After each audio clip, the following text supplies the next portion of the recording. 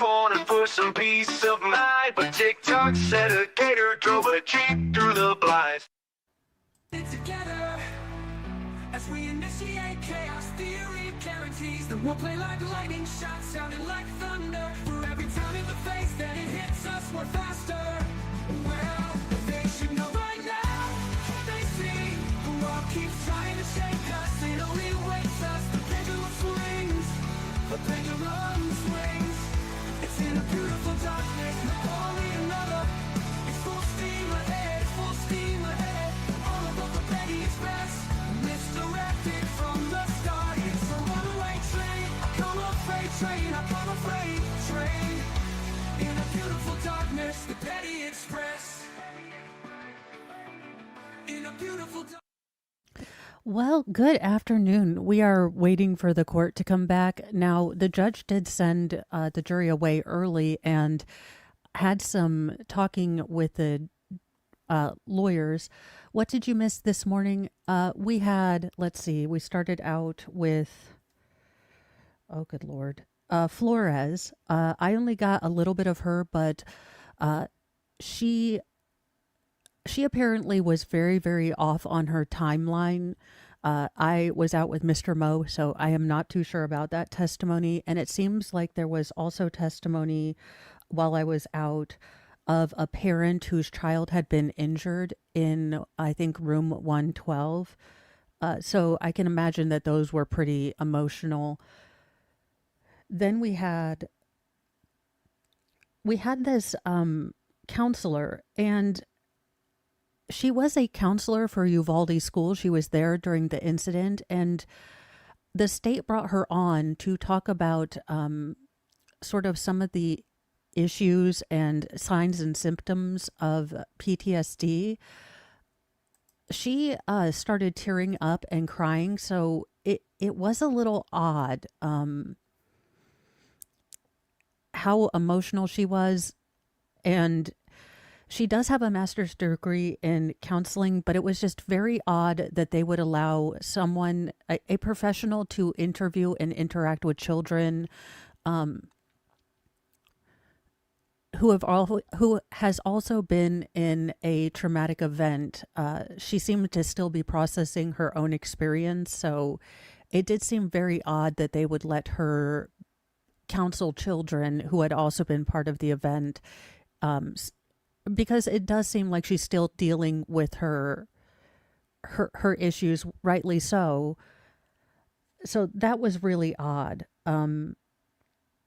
It seems like she talks to children who are referred to a child advocacy center.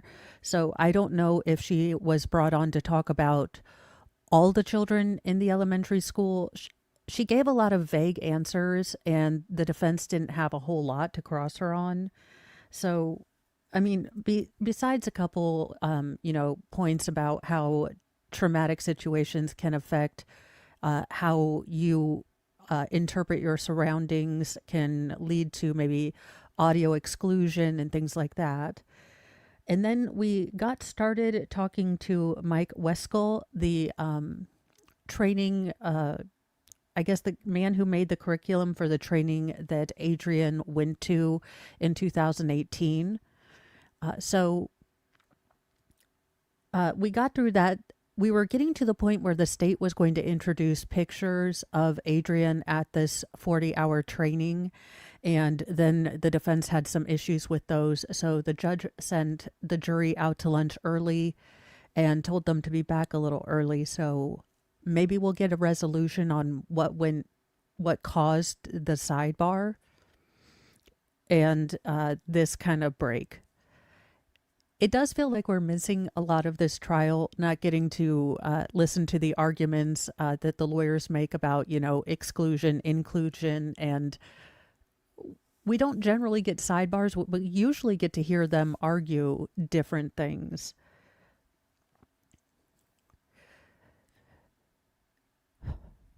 And I was just writing in my notes because I kind of try to get my present sense impressions. I don't know where the state goes after this. I wonder if we're seeing sort of the finishing witnesses, because I I can't imagine any other witnesses that you would bring on unless they're going to start bringing on officers that Adrian worked with. And they seem reluctant to do that.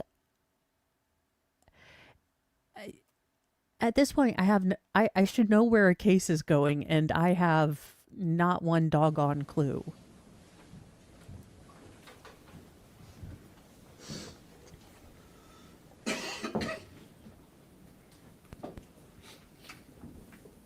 Please be seated in the court.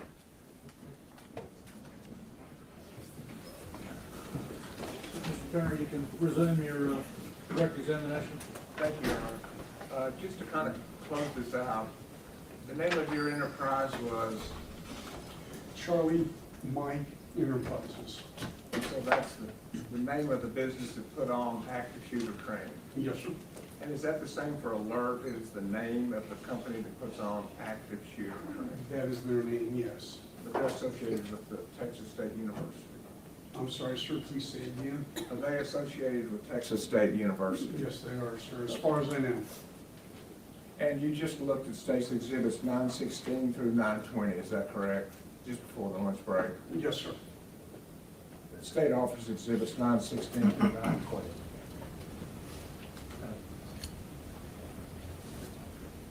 That's fine, no objection, Judge.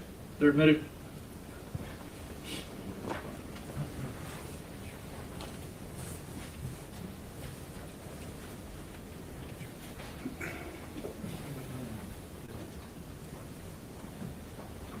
Showing you State's Exhibit 916, can you tell us, explain to us what this depicts and who it depicts?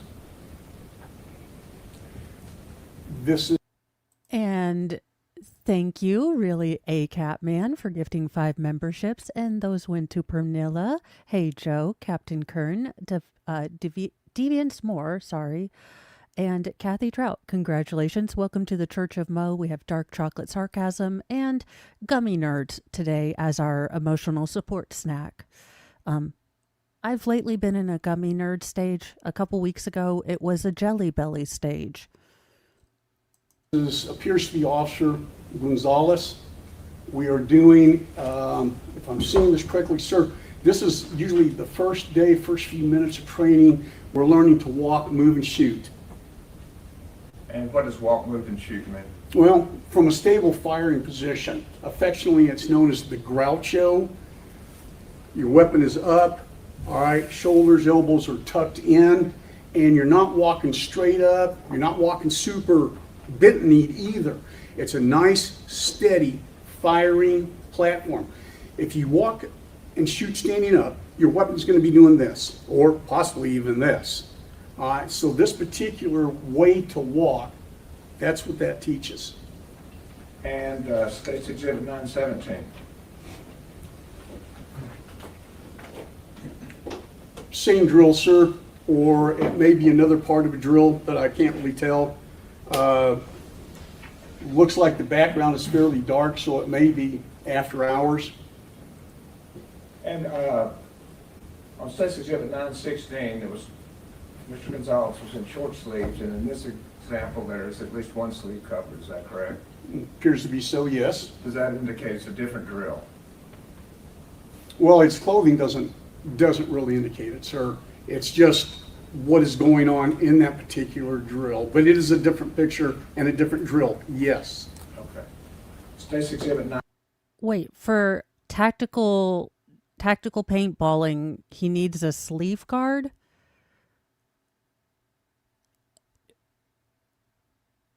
Yeah, I am confused by the sleeve. Like, why is there only one? Okay. 918. Is this also Adrian Gonzalez? Yes, sir, it appears to be so. And what is this drill? This drill, we're at a football stadium, ladies and gentlemen, and teaching the guys how to take down an active shooter, like at a high school football game. In this case, I can't really tell how high up the assailant is. Sometimes we put them way up at the top in the middle of the bleachers. Either way, it teaches the officer how to move up steps without falling on his face. You can see his, it appears to be his left hand slightly touching the guardrail. That doesn't make contact again, so you know that your footing is sure.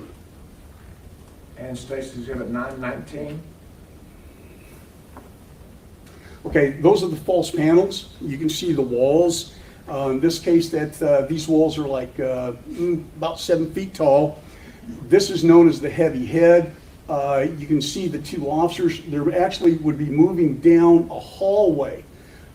All right, you can see the officer, just barely make out the officer in the rear. That is rear security. He checks back as we're moving, as we're progressing. Now, a couple schools of thought. You're either marching to the sound of gunfire, like we talked about earlier, right? Okay, or you know what room he's in and you're moving toward that particular room. In this case, Officer Gonzalez is checking the hallway, a little bit back and forth, and his wingman in this case, is covering deep into the hallway. So this is if you have multiple officers responding at the same time. If you're lucky and you have them, yes, sir.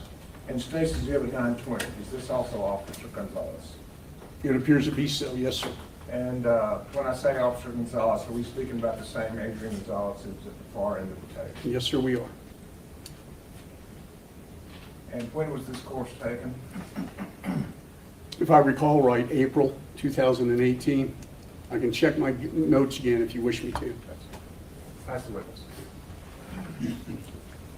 Mr. Whitskool, my name is Nico LaHood. I'm one of the lawyers that represent. Come on, Rico Suave. Please just make it short and sweet and do not allow the state to redirect.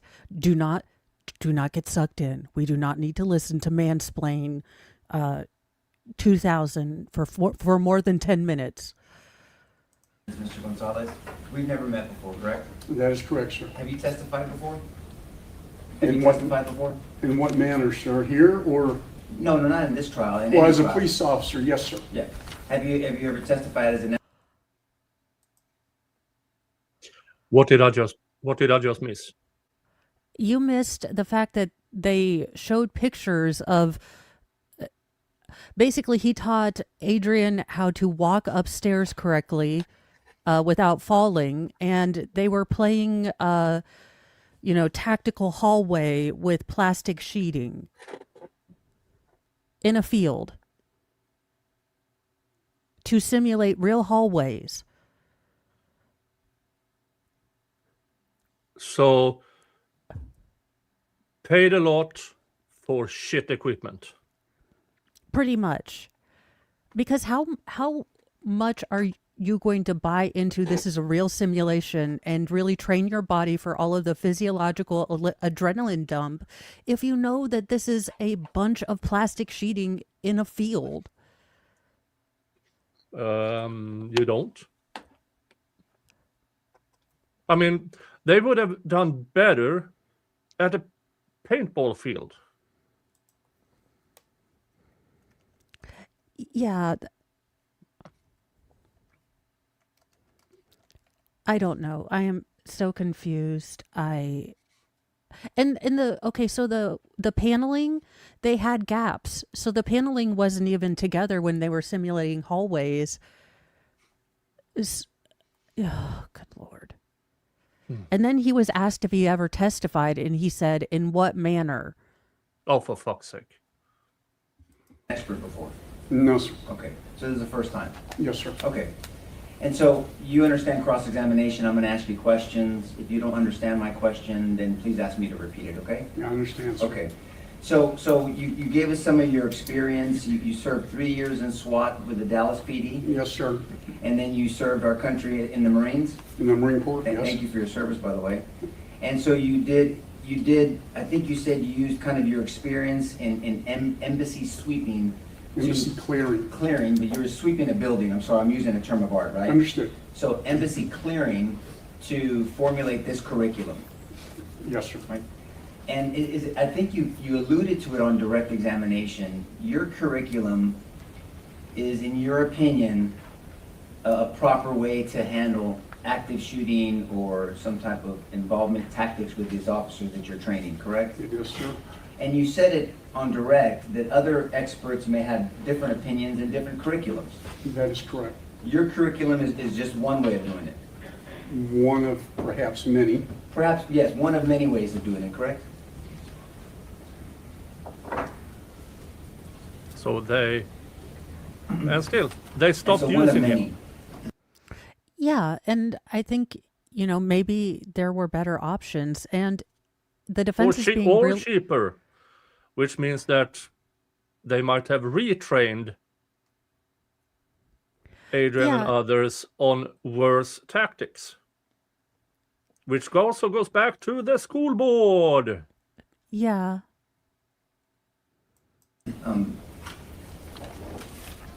And so I want to talk about that because you're testifying that Mr. Gonzalez took one of your courses, correct? He took multiple courses from me. Active shooter was just one of them. When you say multiple courses, as in two? He took basic SWAT, advanced SWAT, hostage rescue, active shooter. Okay, so 4. Yes, sir. Okay, are they all 40 hours? No, sir. All the hostage rescues were 60 plus. 60 plus on hostage rescue, okay. Yes, sir. But on active shooter is a 40-hour course? It's only 40 hours. Okay. And you say for only 40 hours in all fairness, because have you heard the term of the 10,000 hour rule to be an expert in anything? Yes, sir. We have another saying, 5 minutes to dress like one, 5 years to be one. That's right, okay. Say that again, because I might use it later. But 5 minutes to dress like one, 5 years to be one. fair enough. 5 minutes to look like one, dress like one, but 5 years to be one. And so that kind of coincides with this 10,000 hour rule, right? Yes, sir. Give or take. And so you use some phrases and they're general terms, concepts of you can't sit around and wait when there's an active shooter, correct? Correct. We have to stop the killing, right? And I want to talk about that because there's also another concept of we cannot use reckless abandonment either. I'm sorry, yes. Right, it's okay, take your time. Because if an officer uses reckless abandonment, no one is protected by that type of behavior from an officer. It does no good to get yourself killed while you're trying to stop the killing, sir. And you've heard the term, and I don't mean to sound crude, but a dead cop is no good to anybody, That is correct. right? And so if an officer is not using, as I think your The term, other 370 cops doing tactically, he's nothing not moving is worse tactically, than the 5 who actually did then something. obviously that officer is not going to be as Yeah, beneficial to the circumstance. That would be correct. And you also stated on direct examination that we are trained to never operate alone. You start learning that in the academy. Right. And that's an overarching theme in law enforcement that obviously it's safer to not work alone and to have backup. I think you used the term wingman. Yes. Right? Is that correct? Yes, I'm sorry, yes. It's okay. And so when we talk about, you can't sit around and wait and you have to stop the killing, those are, if we're using an analogy, those are 30,000 foot concepts, but then we have to drill down into how do we accomplish that, Yes, sir. right? Yes, sir. Because if I told you, if I was your football coach and I told you, may I call you Mike in my example? Yes, sir, If please. I'm your coach, I'm going to call you Mike, not Mr. Wetzel. Mr. Wetzel. Mike, go win the game. Your response would be, all right, coach, how? Right? There needs to be a how. I'm sorry, sir. With my coaches, it would have been yes, sir, and I move out, but I do understand and understand. agree with what you are saying. You're the exception to the rule. Okay, so, but all I'm saying is in normal people's minds, it would be a coach how, right? And so when we look at some of these trainings, the how is really just tactics. It's tactics combined with mindset. Is that a fair statement? Yes, sir, I would think so. Because if someone tells you to stop the killing, how? How do you stop the killing? Okay, sir, I've got to close with, I've got to maneuver up and neutralize whatever's causing the killing. See, so when you say you close up, that depends on the circumstance, right? A lot of people get frustrated with lawyers when they ask them questions and the lawyer's answer is, well, it depends. Depends on your circumstance, it depends on the law, it really depends on fact-specific scenarios. So it depends matters in tactics as well. Would you agree with that? Circumstances, yeah, Right? Yes. And you can't train for every circumstance. that would be impossible. It would be impossible. And so what you can do is create an environment of training where you create a mindset and you give them some set of skills to hopefully apply in a circumstance, right? Correct. You know the difference between training and conditioning? And I'll define it better for you. Well, define it, I don't yes. mean physical conditioning. You can train for something and then you can be conditioned in what you train for. Example, I box, I do martial arts, and so someone can train how to punch, but everyone looks good on the heavy bag and the mitts, but then you get into sparring and we test your skills. Does that make sense? I follow. Okay, and so it's called stress inoculation. Have you heard of that term? I have. Will you please explain to the jury what stress inoculation is? Okay, in my opinion, Yes, I mean, sir. what In I your have opinion. understood Yes, it to sir. be, it is when you're under stress, or there is, okay, I'm gonna have to use law enforcement, someone is shooting at you, all right? You're under great stress. We talked about fight or flight a little bit earlier. Your heart goes from normal beat up to 200 beats, about that fast, all right? When you train correctly, you train hard, inoculation, if you will, all right? It is what I talked about earlier, muscle memory. Now, muscles do not have memory, all right? It's part of your brain, all right? And what it does is you do something so much and so often, or respond so much and so often. It's like this young lady typing. She can look away and she's typing. She's done it so much and so often, and I need to, dare I say, under stress here in the courtroom. When I'm talking, it's under stress. Yes, sir. Yo, I'm following you. All right. So my point is, do you think she's probably trained more than 40 hours to do what she's doing at her level? Well, no doubt. No doubt. And so an example of stress, I have permission to stand for the judge previously. So stress inoculation would be a difference between if I were to shoot at a target and you're showing me proper hand grip, high on the tang, this part is the tang or the beaver tail, right? I'm gripping properly.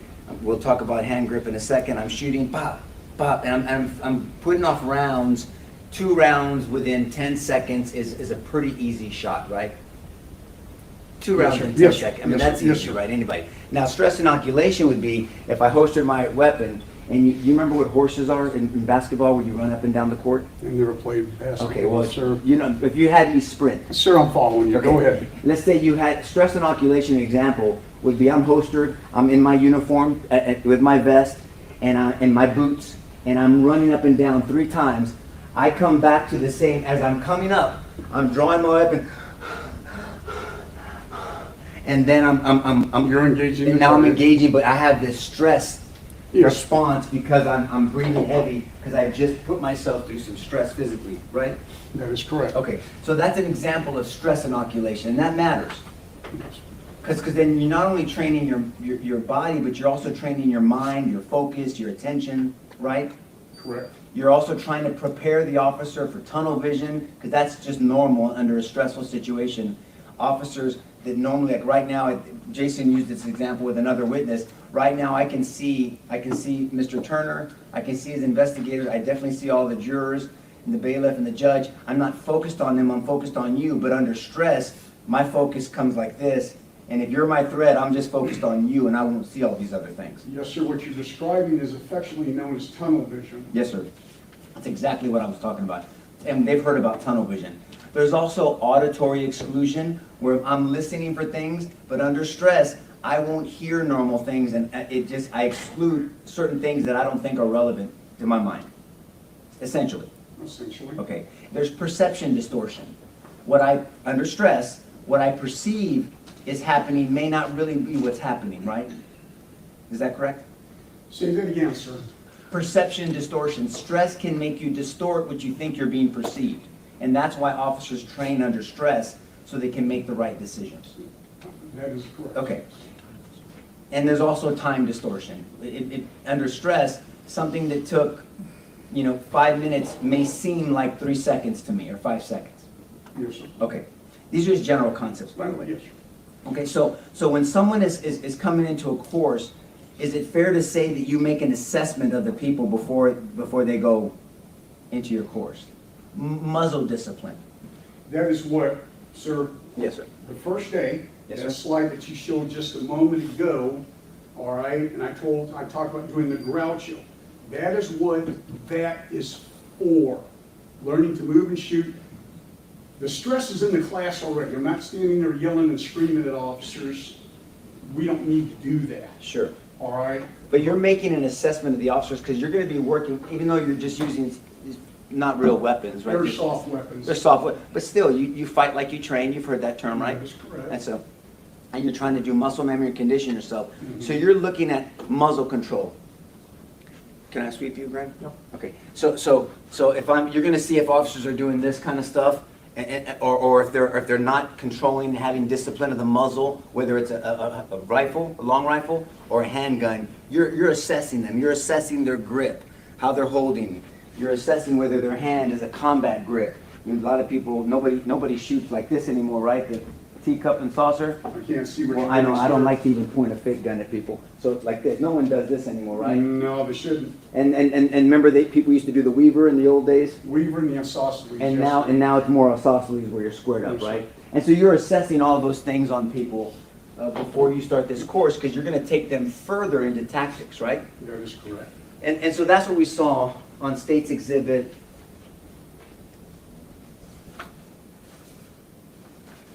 One of the State's Exhibits. I think you were saying, or maybe State's Exhibit 16 or 17, that you might have been assessing them. Here, Yes, all sir. right, what you cannot see in this picture is, as a rule, hard rule, I always had an instructor walking around looking at his or her position, all right? In this picture, you know what, this might have been in the theater because it's dark. Yes, sir. Behind him, all right? My instructors and I are roving. We're watching everybody make entry and how they're moving. And instructor to student ratio matters as well. Critical. Right. Yes, sir. And matter of fact, and please don't take this as a personal attack. You noticed something about your own training. You noticed somebody without glasses. I saw that, you picked and it one of up. my instructors should have picked that up right away. So take it easy on them. But that's something you would have, if you would have seen that, then you would have said, "Oh, that's definitely not acceptable." So your Ladies and gentlemen, I instructors probably would've missed hit the ceiling. things. Right. Give me 1 second, sir. Please.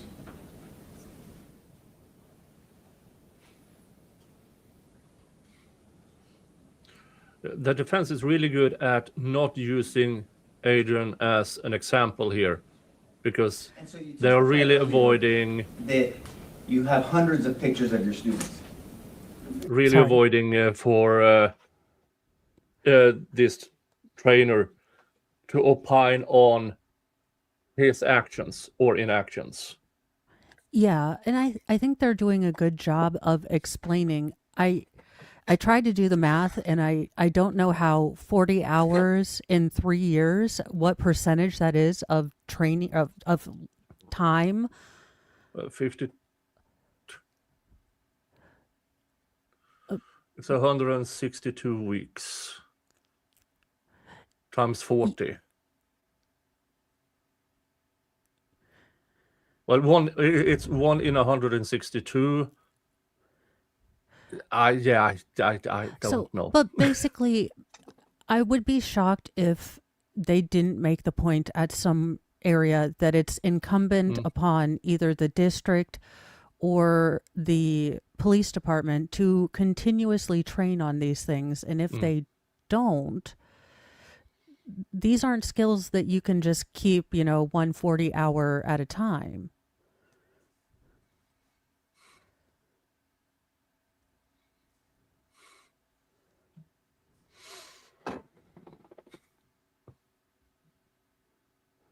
Yeah, it's well under. Yeah, it's about 0.6%.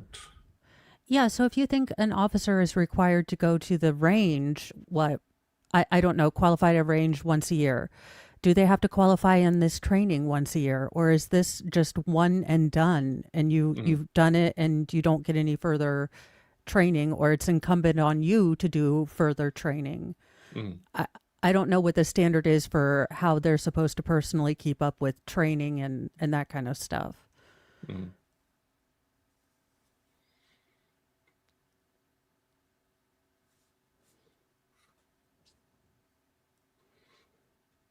Oh, I was like, start the thing. And I'm like, oh, it's me. I'm in charge. Yes. Right. And the pictures that we see here, and we're gonna get into the training in a second, but the pictures we see here, every one of these pictures, what weapon system is Mr. Gonzalez using? M4, that's an airsoft M4. So a rifle. Essentially, ladies and object. gentlemen, a BB gun with it's magazine fed, spring loaded. The gun itself is battery operated. But what is it simulating? It's An M4. An M4, or similar, to people that don't know, maybe like, kind of like an AR-15? Essentially the same weapon, sir. Right. And so none of these pictures have Mr. Gonzalez operating a handgun. We tried very hard. We had airsoft handguns. Yes, sir. And to transition, the hardest thing to teach is with the rifles. They should be experts in their handguns, as it already is. You said transition, so what you mean by transition is that if somebody has a rifle, and then for whatever reason this gets jammed, and we've heard testimony that can happen, right? Weapons can jam, and you're taught with a handgun to tap and rack it and try to get it back into work, into service. If this jams or you run out of rounds, you may have to discard that and go to your secondary You weapon. just drop it and go to your handgun. Right. Conversely, if your handgun drops and you've got an AR, you transition to that. Yes, sir. But in these pictures we've seen, your students are training with a weapon system like this, with an AR-15 or an M4. Yes, sir, because that is the hardest one to train on.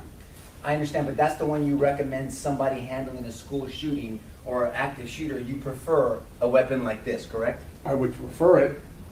And so, right, you have to do what you have to do. But I'm just saying, if you had a choice, if we had an AR-15 here and a Glock or your weapon, your pistol of choice, and I asked you which one would you prefer in a gunfight, which one would you pick? The AR. Without hesitation, right? Yeah. And so all of the courses are dealing, they're training with the AR-15. I understand the reasoning because it's harder to train with, but that's what these courses are entailed. They entail using an AR-15 or an M4 as a primary weapon. Essentially correct, however, so there is a however with this. Okay, I don't mind. I should not have to train people on their duty handgun. I understand. All right? Now, You're assuming they're coming in with some basics. yeah, but we do use, and forgive me, I don't know if we used it in Adrian's class. Sure. We do have airsoft handguns that we make them go back and forth. I don't know, I'm sorry, I've slept since then. I don't know if we did that in his class. And even though you can't use live rounds, well, you could use live rounds if you had a shoot house, correct? An alert has a shoot house.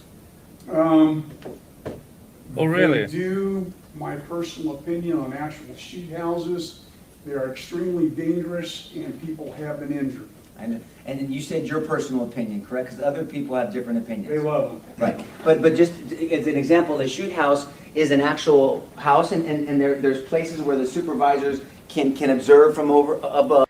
And that's exactly what you need. You need to hear the shots going off, the distortion. Yeah, of course it's dangerous, and you do your best to make it as safe. And instead, people have been injured. Yeah, which should be avoided at as high cost as possible. But it also provides realism. Yeah, I mean, you behave a different way when you hear those sounds, even if it's a blank. And they're watching teams actually move and breach, and we'll talk about a center-fed room versus a corner-fed room, and transitioning to their weapons and slicing the pie and doing all kinds of tactics with live rounds. Yes, sir. Not against another human being, against targets, but they're using live rounds so they can, the loudness inside of a building is different, right? You understand there's echoing Yes. and can distract somebody to try to figure out where that shooting is coming from. Is that a fair statement? It can be, yes, sir. Okay, and I'm not criticizing your curriculum, I'm just saying that your curriculum didn't involve that. No, sir, mainly because we were a mobile training team. Yes, sir. And I can't carry a shoot house with me.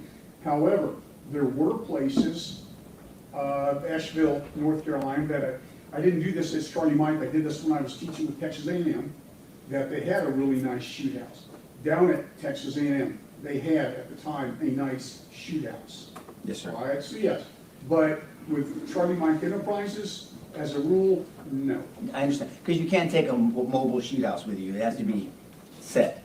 But also, and again, this is not a criticism, it's just a reality, you didn't have furniture in your curriculum to. Actually, what we do, sir, is we fill the room with boxes, and that Okay. represents, it's things, anything, it doesn't have to be furniture, anything that an officer can trip over or bang into.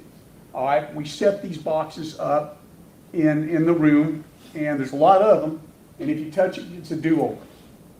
We escalated up to that level, sir. Would you agree that me running into a box right here is different than if I'm moving quickly and I take this corner and I peel off wrong and I catch this corner? It'd be different if I hit this big table versus a box? It's gonna hurt. Right, it's gonna hurt. And so that kind of stress, all I'm saying is, again, because your curriculum is mobile, and I understand completely, you just didn't have the luxury of having furniture as well. That is correct. Okay. Now, and there is something called as marking cartridges, right? You've heard of marking cartridges? You mean like sim rounds? Yes, sir. SEM is. Yes, sir. Yeah. Yes, sir. So I know marking what they're- cartridges is the general term. You have FX and you have SEM rounds. They're the brands. Is There that are fair different to say? ones, ACT and several. Right. Go ahead. And so marking, will you explain to the jury what marking cartridges are? Well, if I understand what you're talking about, it's almost like a paintball round that marks where you hit on a target. You guys have seen paintball, I'm assuming? Yes, they have. All right, yeah, splat of paint, you know where you're hitting, you know where you're aiming is the goal in this. And so a lot of people can use these marking cartridges, or we'll call them SEM rounds, even though that's the brand. Marking cartridges, 'cause then you can actually do live training in like a paint round. If I'm shooting or if I'm using, and you can see who's actually hitting who, and they hurt. Yeah, Right? They leave a little bit of mark, and they make some noise. It's not like a discharge of a projectile, but they make some noise as well. Yes, sir. So it helps inoculate to maybe closer, it's a little bit closer to maybe a real situation. Would you agree with that? Okay, yes, I do, sir, but please understand, airsoft can make a report, albeit not loud. Yes, sir. All right, they do have marking, what you would call marking BBs. We don't often use them because we found they fouled our weapons too much. Yes, sir. But there were times, especially in hostage rescue training, that we would use those. And then also in the curriculum, it's impossible in a mobile class like yours, although effective, to do breaching of a door. When doors were available, a lot of times the sponsoring agency would furnish the doors. The college did not. They didn't have anything that we could use. But you wouldn't have a frame like that jury room behind you. I mean, so there's a difference between breaching, if this is the room, and in. So we pretended on doors of our imagination. He sounded so good during the prosecution's direct testimony. And here he is just getting further. Okay, you might have had training expertise from your prior assignments. Then you did this program. And to keep it on the cheap side, yeah, let's do pretend. Yeah, and I mean,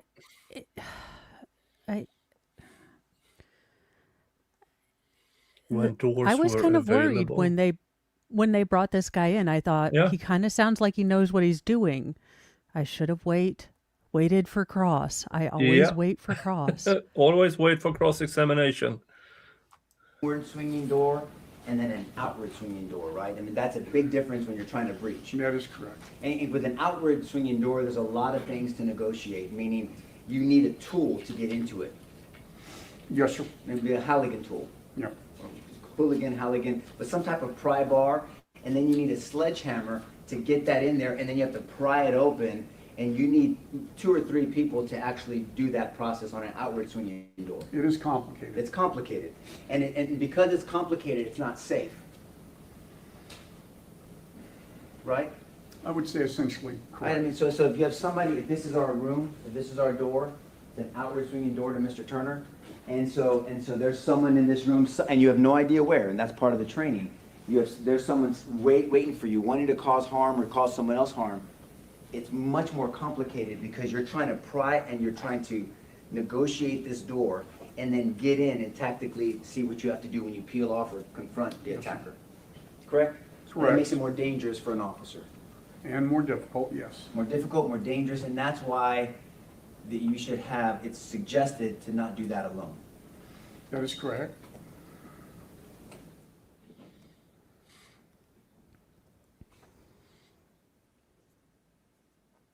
And on an outward swinging door, one of the difficulties, I think it came out earlier, but I want to hear this from you. You can't just kick open a door on an outward swinging door because of the jam and the way it opens. That is correct. And so specifically, I want to talk about your training.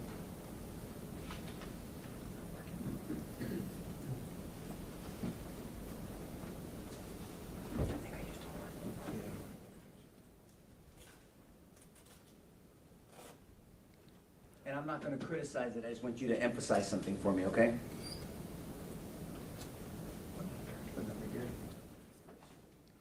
Oh, please tell me he didn't work in any embassies but those in Canada, which could be dangerous.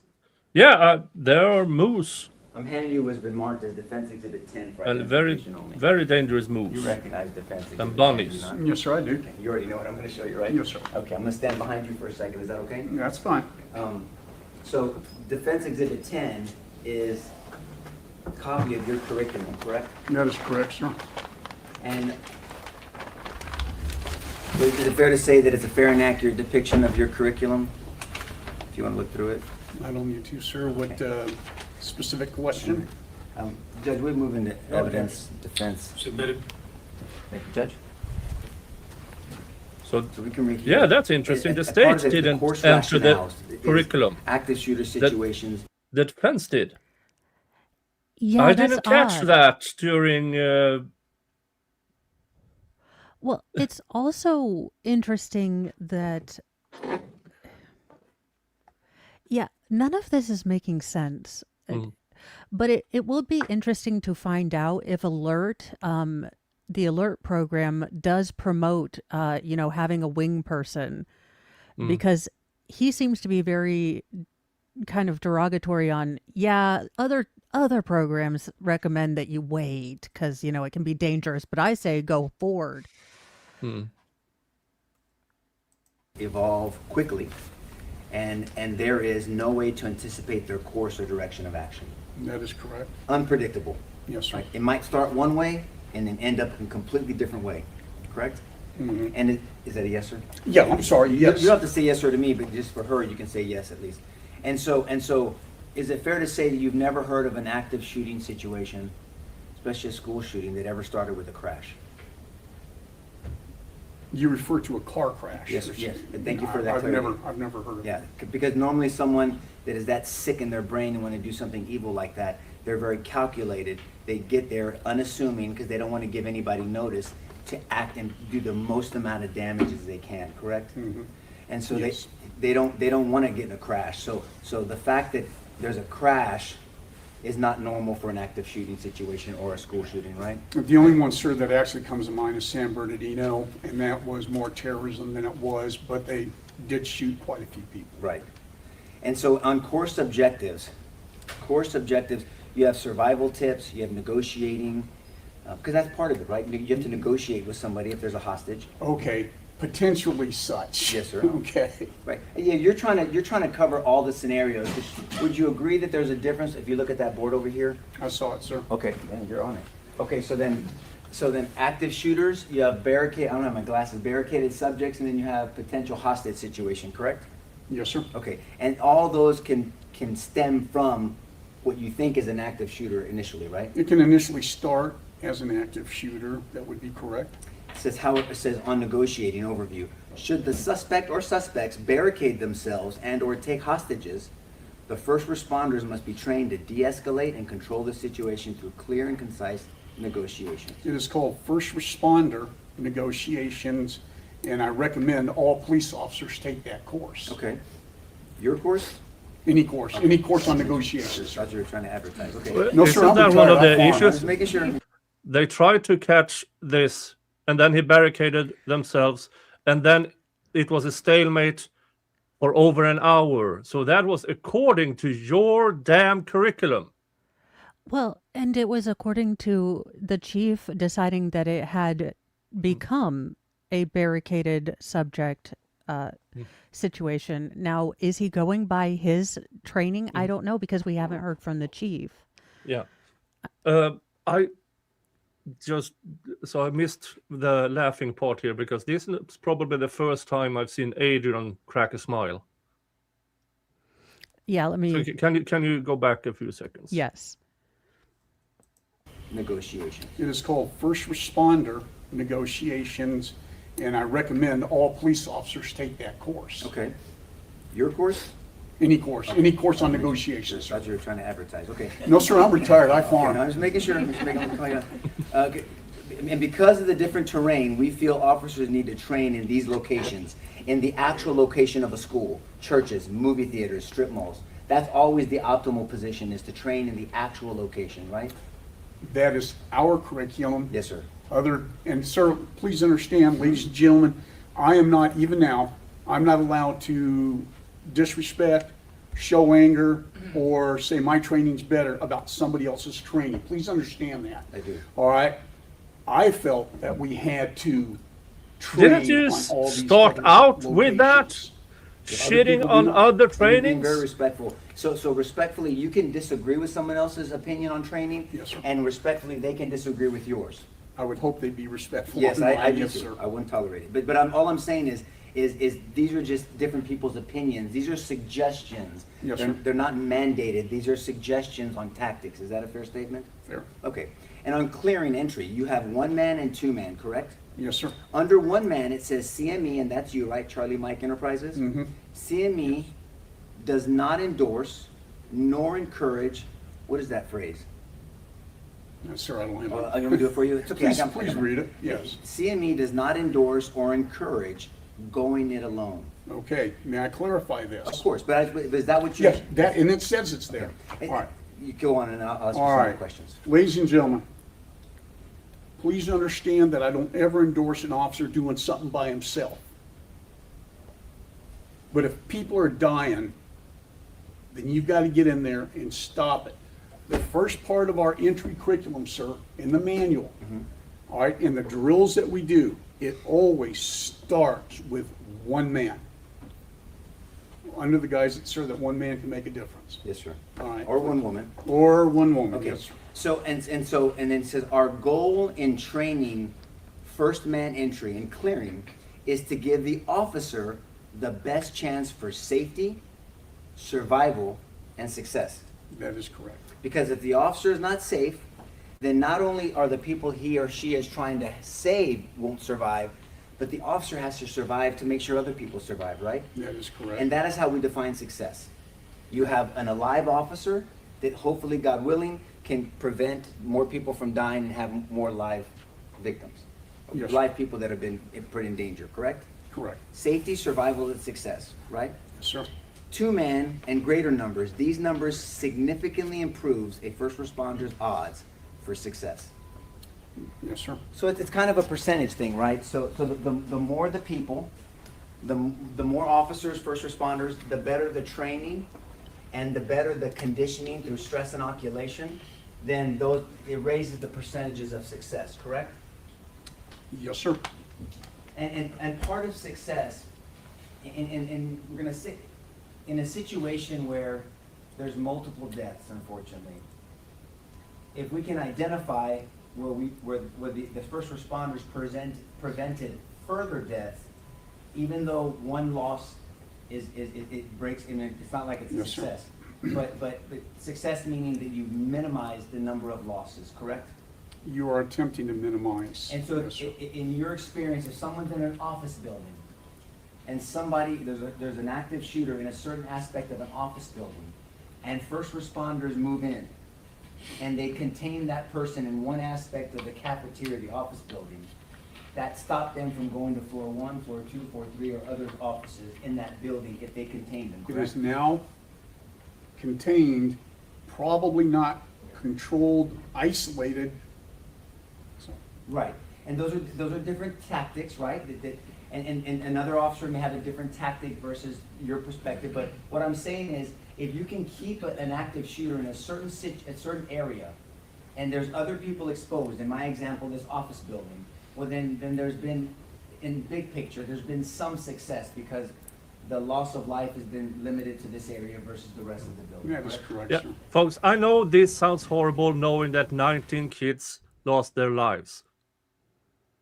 Take into account that had he not been contained to those rooms, he would have gone from room to room and To- killed more.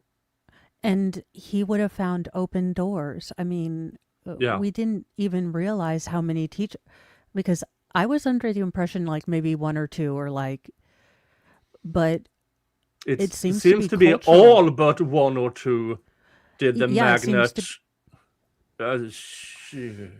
And issued by the school. yeah. And Approved by the school. You know that thing with the locks to keep our kids safe? Fuck it. Use the magnets. yeah, Ugh. there's a lot of blame to go around. Mm.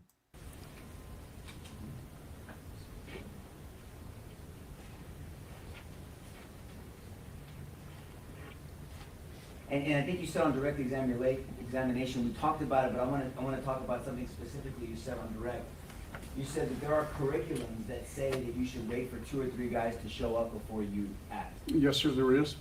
And you agreed with that at one point, but you have a different opinion. Sir, I mean, in certain circumstances, sure, but I've never really agreed with it because I understand that an officer, almost every officer I know, if they're there and they can stop it, they're gonna go for it. And I agree with that, but you have to see what you need to stop before you can stop it, right? Sir, it's based on, and you touched on it earlier. Yes, sir. Auditory. Yes, All sir. right, what you're hearing. And I do not know the circumstances very much on the outside that Yes, sir. Mr. Gonzalez was dealing with. All right? But witnesses, the first few seconds, I mean, everybody has heard that witnesses are not good because they start thinking about it, they start changing their story. The first 30 seconds to a minute talking to a witness, that's usually fairly accurate. Can I ask you this? Yes, And please. You're not relying on any studies to say that, right? It's opinion, but Okay, there was a well, study out of okay. Northwestern University that talked about this. Right, and there's plenty of opinions that talk about eyewitness testimony and how it's not reliable. You've heard of those studies too, Oh, right? absolutely. Okay, Yeah. so there's a lot of studies out there, so let's talk about this. But when you show up to a scene, and if the scene is done, it's different than showing up to a scene where someone is still under the excitement or the stress of whatever they've seen or dealt with, right? Yes, sir, we touched on it earlier, or this morning, on fight or flight. Yes, sir. All And right. And so if you show up to an active scene, and an active scene means it has not been dealt with and it's still going on, right?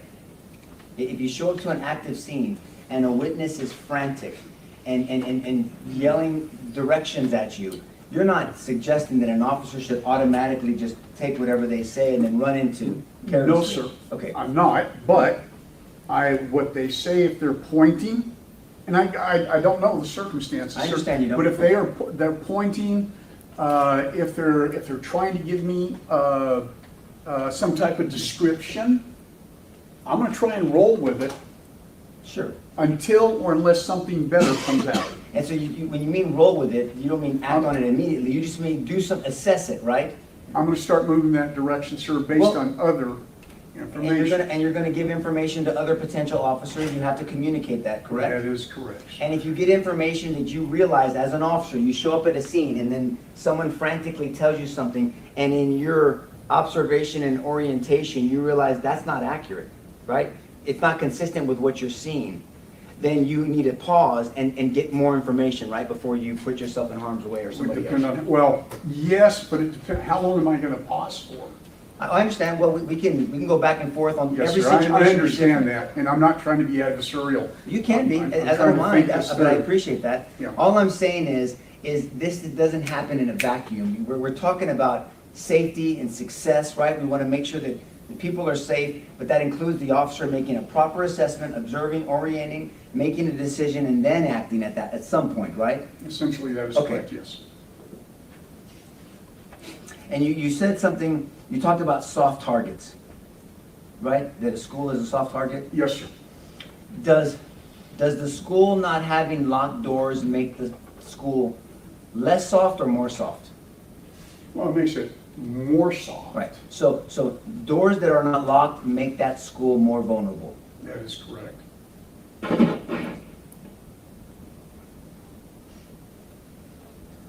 Yeah, they might have opened up Thank you, sir. for Appreciate you. redirects regarding Yes, sir. Adrian's actions now. Just make sure I understand, if you have a witness that's hysterical, the pointing and giving description, you said I roll with it, what? I'm gonna move, I'm gonna go that direction, get on the radio as I'm moving, talking to, trying to communicate with my people, letting them know, this is my direction, this is what I've been told, this is what I am hearing, all of that, sir. So you do take that information seriously, I do, very. and that's based on also on a Northwestern University study about how accurate that early information is. Yes, sir, that came out in about, the 1990s, forgive me, I don't recall exactly. So it's been around a while. In the sciences, a study from the 1990s is in no way cogent now. Hmm. Yes, sir. And officer safety, that's what your program is all about. Yes, sir. How to get there as safely as possible, As best, as fast, and as safe, yes. but with an active shooter, there's something on the other side if you don't move quickly, is that correct? Unfortunately, yes. And what's that? People are dying. So you have to move quick. I have to move quickly. Time is of the essence, Yes, sir, it is. every second. Every second. And the muscle memory on live rounds versus paintball versus airsoft, remember that testimony? Yes, sir. I do. Developing muscle memory and getting used to the stress. Whether you're using live rounds, paintballs, or airsoft, is the rule still move to the target? Yes, sir, it is. And please understand, ladies and gentlemen, the fundamentals of marksmanship are the same. Whether you're using what I would call sim rounds, marking rounds, paintball, airsoft, the fundamentals, sight alignment, trigger, squeeze, and how you move, how you control your weapon, it's all the same. And when you say there's an assumption that a police officer knows how to use their own sidearm, what are you saying about that? They've been trained on that since the academy.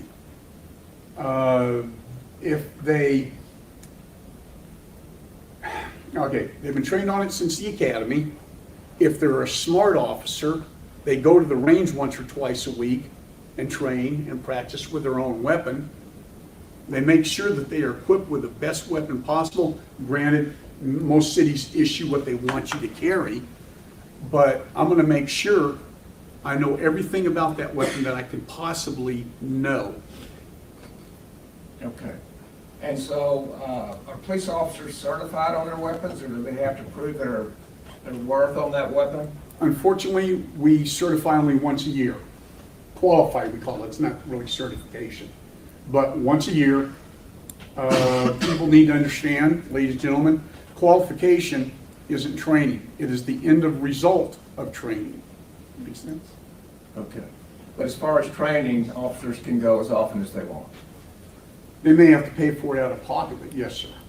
Yeah, that ain't cheap. And so you talk about your active shooter course, that's 40 hours.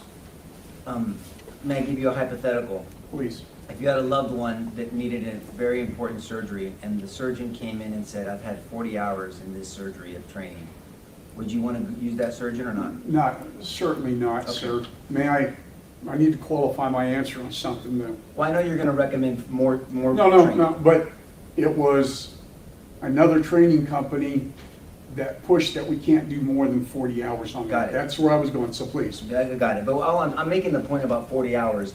40 hours is not the holy grail of No, amount of sir, hours. that's to why it's train. incumbent upon the officer to train on his own too. Right, and that's why when it comes to shooting, you said if the officer's smart, once or twice a week, they're gonna go to the range. If you can. If you can. And so that has to do with muscle memory, and stress inoculation, and all the other things in doing with active shooting. 40 hours is just the beginning, not the end, correct? That is correct. And you talk about time of the essence. Since every second matters, as the government asked you, locked doors give officers time to get there, correct? Give me a scenario, sir. because Let's I'm talk not about really- that office building. Okay. Someone's going into an office building or to another school, because I know you don't know about the facts of this case, right? You have not reviewed anything. So let's say we're going into another school, and there's someone that has bad intentions, active, there's a person with a weapon that can do a lot of damage, and they're coming to the outside of the school to get in. Yes, sir. If that door was locked, If it is locked. time yes, is sir. of the essence. If somebody's calling the police, the fact that that person, that monster can't get into that school, that gives police time to converge and maybe engage the shooter, correct? Hopefully, yes, sir. But what I'm saying is, No, I'm following You you. wanna And lock- yes, sir. Hopefully, that's going to give me enough time to, as an officer, to move in there and neutralize it. well, time is of the essence, so the more time that shooter is outside the building, the better it is for law enforcement, right? Essentially, yes. Yeah, and if law enforcement was outside, looking at, with line of sight, that would even be better. If that door is locked and then there's officers that had line of sight on this guy, that would be better too. For the officer to be able to react I and see what you're respond. saying, yes. And let's say the person got inside the building for whatever way.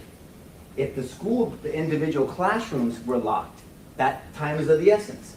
And that would give law enforcement more time to catch up or to find out where this person is at to engage this shooter, correct? Correct.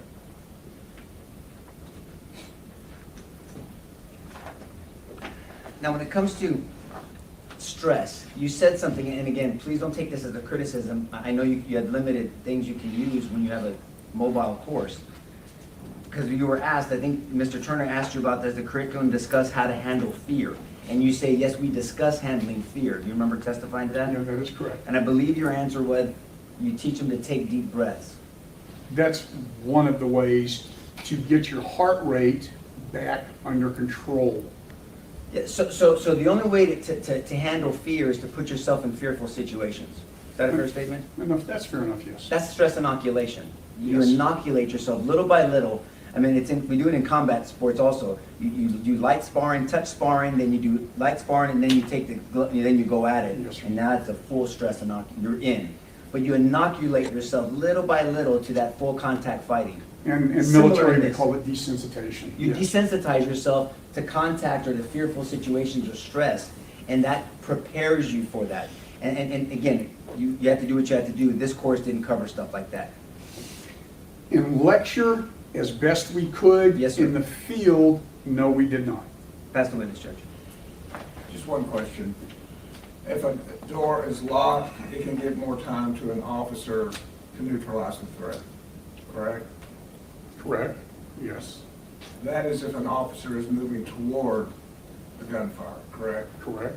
Whether a door is locked or not, if an officer is not moving toward the gunfire, it doesn't matter. Correct.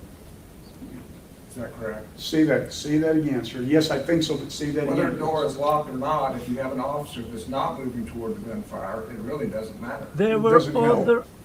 Yeah, so yes, it doesn't matter. That's the way. And an officer has to know where the threat is to move towards it, correct? That certainly helps, yes. Pass the witness, Judge. No further question. Recall. No, Your Honor. No, Judge.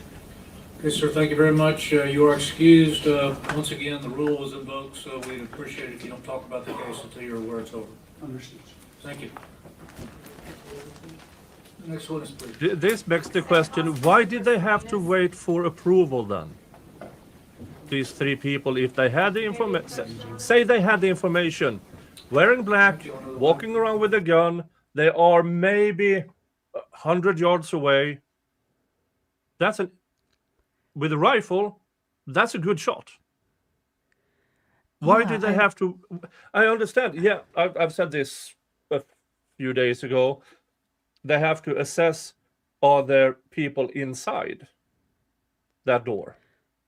But then again, if the training is, if you have the shot, take it, why did they have the instruction to wait for approval? Yeah, that's what I don't get. I don't get why we're, and then why is there the contradiction of go in by yourself, but we never want you to act alone? Yeah. It, I mean, it's very unclear. Basically, are they telling officers, look, if you're on your own, because this is what we're telling them, you better run in there. We don't care what happens, because if you don't lose your life in there, we're going to take you to court. We're going to blame you for everything. It's very contradictory as training. That's what I don't get. Mm. Yeah. The judge looks like he is so done. Yeah. I mean, you can see the marks on his nose from either glasses or him just doing, oh God, please be over. Yeah.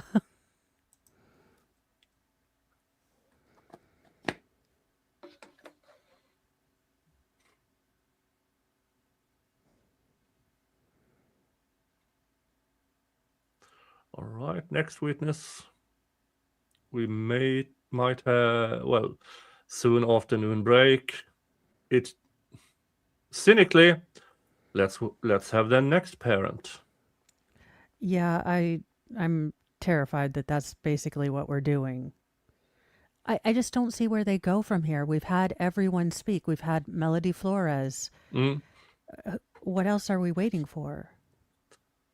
Yeah, they have shown pictures of dead children. They have shown pictures of injured children, the shell casings, the blood, the everything. A bunch of the teachers, medical examiner, the PTSD expert who broke down on the stand. It's just a full day of parents left.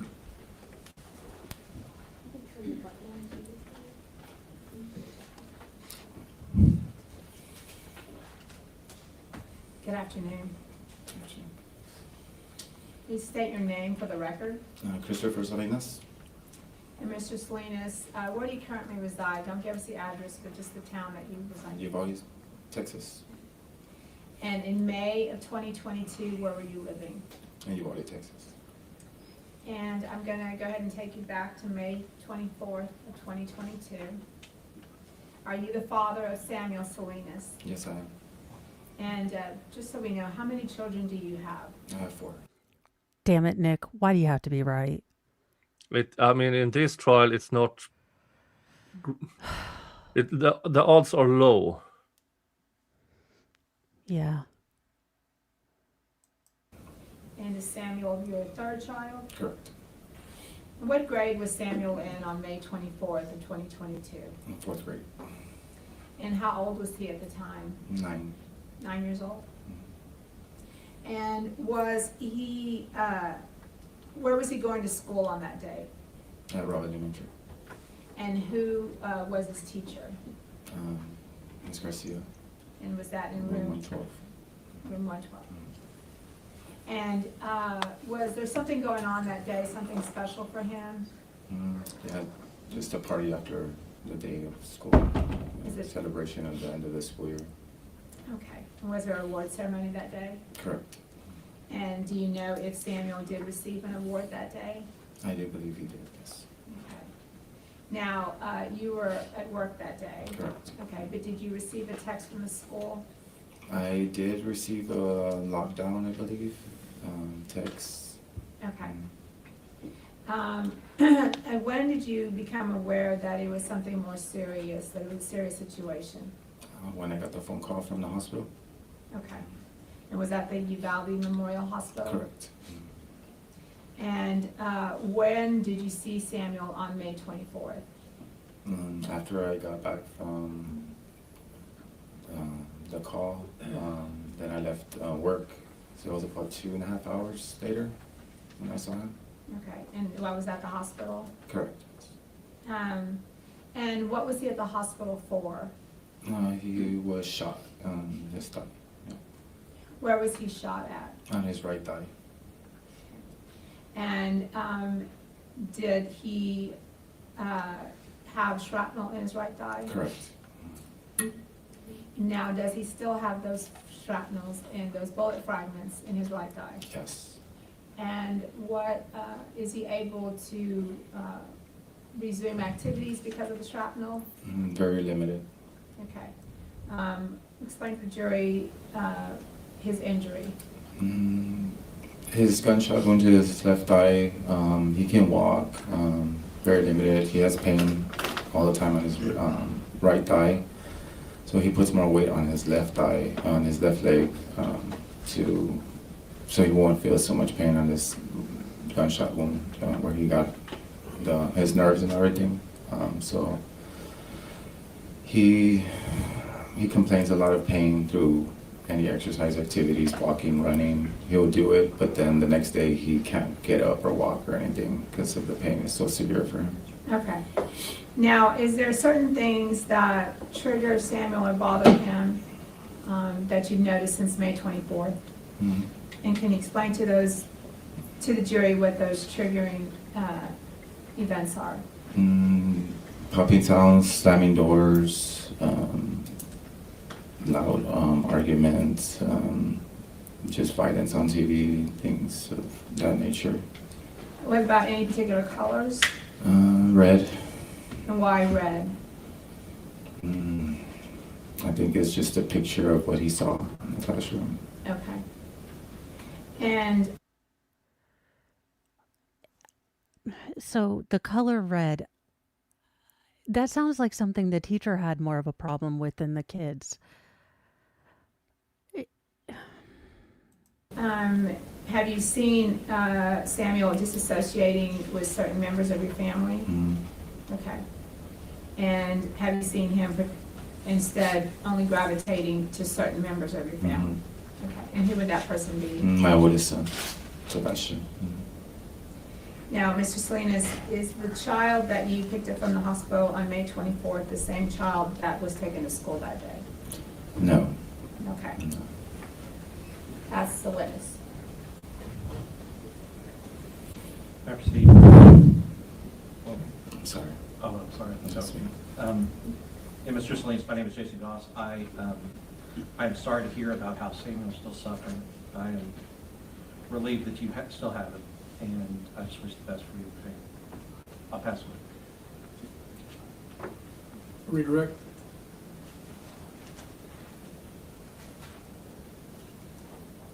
He passed. Did you have any Oh, redirect? I'm sorry, Your Honor. No redirect. Okay, recall either side. No, no. Okay, sir, you are now released from the subpoena. You're now subject to recall. You're free to leave or stay, whatever you want to do. We just ask. Completely don't discuss the unnecessary testimony you witness. gave in court until you're aware the case is over with. Yeah. Thank you.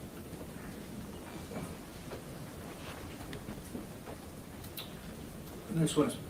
The state calls Mercedes Salas. I'm going to guess it's another parent.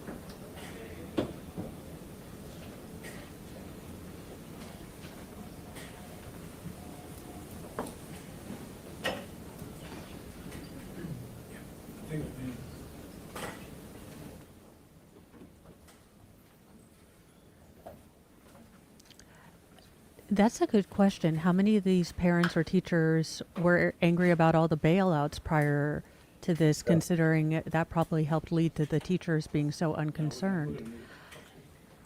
I think Yeah. that's another question. Were the parents aware of the increased amount of bailouts? Was this something that the school shared with the parents, or was it something they kept internal? Yeah.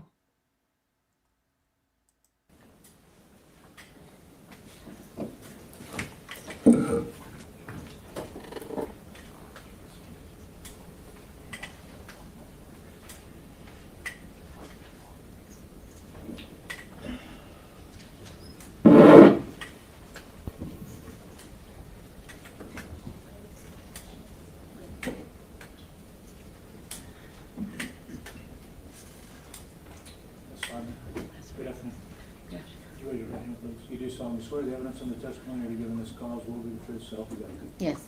All right, take your time, and we're gonna have a seat over here in the witness stand, right in front of the bailiff.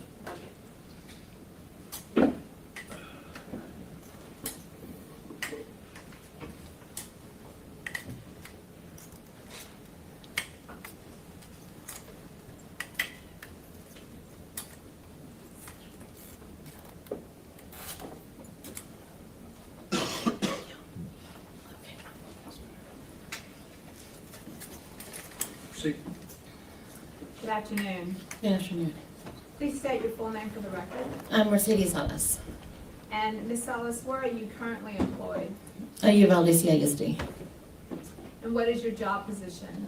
a fourth grade teacher, In May of 2022, where were you employed? UCISD, And what was your job position then? fourth grade teacher, And in May of 2022, what campus did you work at? Robb Elementary. And how long had you been working at Robb Elementary as of May of 2022? Since we had the reconstruction, so I want to say about 8 years, And what grades did you teach in May of 2022? fourth grade. Now, you said the construction, were you, The reconstruction, because we were zoned before, okay, so now since they moved us, so first, second, this campus, third, fourth, this campus. okay. And so was Robb Elementary, did it have new and old buildings also? Yes, Okay, and was the fourth grade building considered a new building? yes, Okay, and that's where you worked? correct. I'm gonna pull up for you what's been previously admitted as a state's exhibit. You got a pointer there right in front of you. And we're gonna ask you to kind of show us, where was your classroom in the fourth grade building? 106. 106. Thank you. Now, I want you to explain to the jury when, at the time in May of 22, when you walked into your classroom, what is it that we would see when we walk into your classroom? Okay. My door is right here, and my desk is right here. Had a window here, a window here. My library area, my view Sunday was right here, and my desk were around here. And did you have one of those kidney-shaped desks?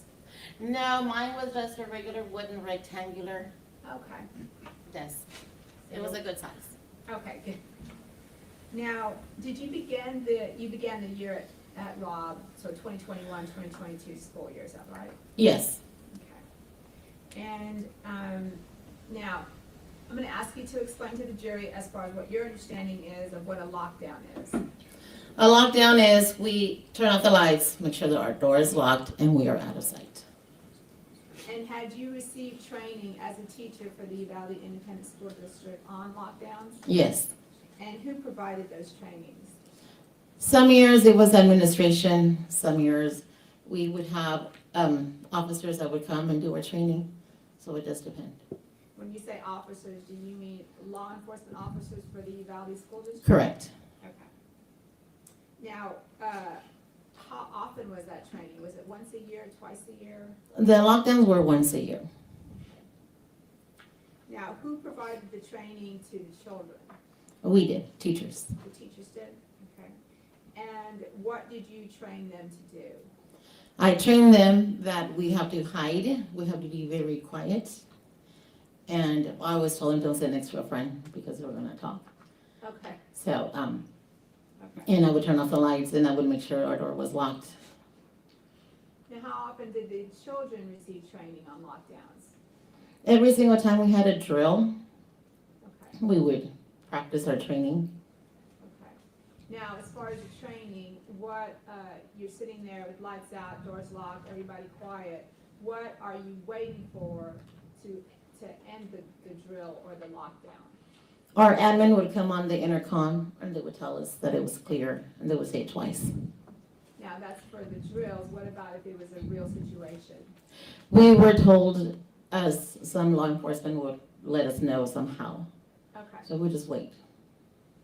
Now, Ms. Salas, I'm going to take you back to May 24th of 2022. What were your normal work hours on that day? That day I had morning duty, so I was there at 7. Okay. And was that bus duty? Yes. Okay. And after you had bus duty, what did you do that day? I went to my classroom and we started our writings. We had work to do, so. Now, was that a special day? Was there anything going on special for that day for Robb Elementary? Yes, we had our ceremonies. Award ceremony? Award ceremony, yeah. And what time was your award ceremony? Can't remember the time, but I know we were rushed out of the cafeteria because second grade was gonna come. So maybe 10:45, I'm not quite sure. What did you do with your students after the award ceremony? We went to our classroom and they wanted to watch a movie, Zootopia. Zootopia? Mhm. Okay. And where were you around 11:30? At 11:30, I was in my classroom. Okay. And were the lights off while y'all were watching this movie? Yes, Okay. Do you remember how many students you had at the time? 16. 16. Is that how many had started the day with you? No, I had a few that went home Just after the ceremony. 16 is still a pretty good number. Yes, we were gonna have snow cones at the end of the day, And so the children, so they wanted to have a snow cone. okay. Now, around this time, did something that you hear catch your attention? Yes, And what was that? a gunshot. And what did you do when you heard the gunshot? Well, at first I heard one gunshot because we were all watching the movie. Then I heard a gunshot and that registered and I just looked up. And then I heard, but it was far when I heard it.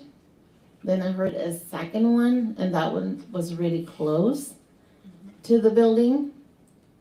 And one of my students heard the gunshot and he looked at me with panic. He's like, gunshot. I'm like, I just nodded yes, because I didn't want the other kids to hear. Okay, and then what did you do? I immediately started locking down my classroom. Okay, so at this point, you've only heard gunshots, Hmm. and you have a student that's heard a gunshot, and you immediately go on lockdown. Yes. Okay. And what did you do? When you say you went on lockdown, what did you do? You already had your lights out. Right, I had my lights out, they were off, and my kids were scattered because they were laying down comfortable in their little pillows and stuff. So I started grabbing them and I said, come on guys, let's go, let's sit down. They're like, but why miss? I said, you don't worry about it, let's just do it. So they started doing it. And so I'm, going through the red list in my head, making sure I'm doing everything that I need to do. And then I received a Raptor alert at 11:32. Okay. And the last thing I had to do was to make sure that my door was locked, which it was locked. I normally kept my door locked. Okay. It was always locked, Okay. but I just had to make sure it really, really was. Okay, so when you said made sure, what did you do to make sure that the door was locked? I stepped out of my classroom And what did you do? and I slammed my door to make sure, it was, and then I wiggled to make sure it didn't open, so I knew my door was locked. Okay. Now, what were your instructions? I want to be kind of clear with the jury. What were your instructions to your kids at this lockdown? My instruction to the kids were, we're going to hide, we're going to be very, very quiet, and they did. Now, did you stop the movie? Oh yes, we paused the movie. The movie had to be paused. We couldn't have any sounds in the room. Did you pause it or one of the children? One of the kids paused it because they were close to the ViewSonic. And did you tell that child to do it or they knew to do it? They knew to do it. Okay.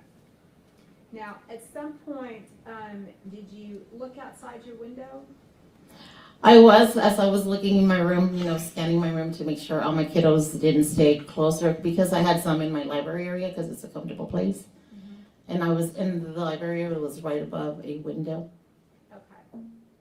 Now, so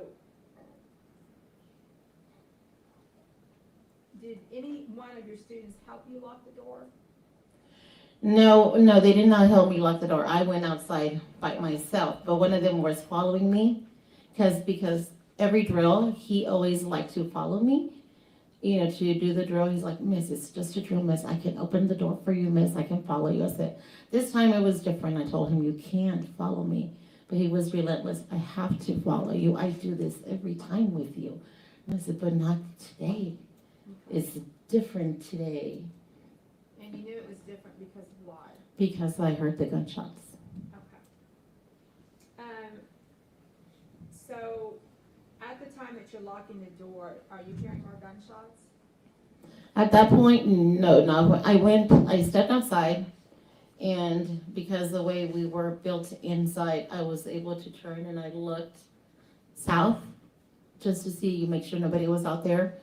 And then I was gonna turn to look north, but I was the first classroom.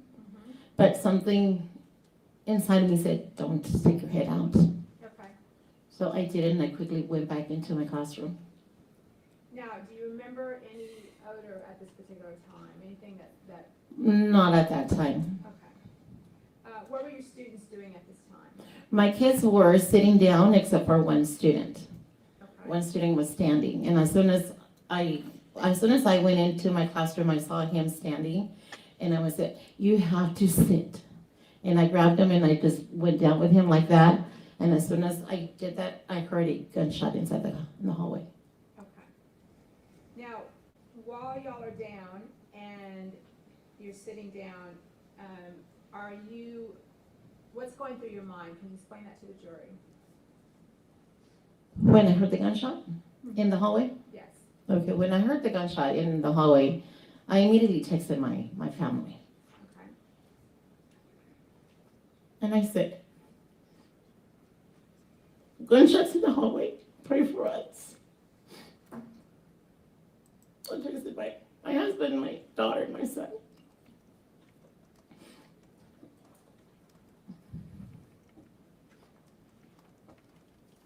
What were your students doing at this time? They were sitting quietly because they heard them too. And I didn't want them to hear anything else, so I told them, you need to pray. So you need to pray. And I couldn't say it loud, and I had a lot of kids, so I just put my hands up.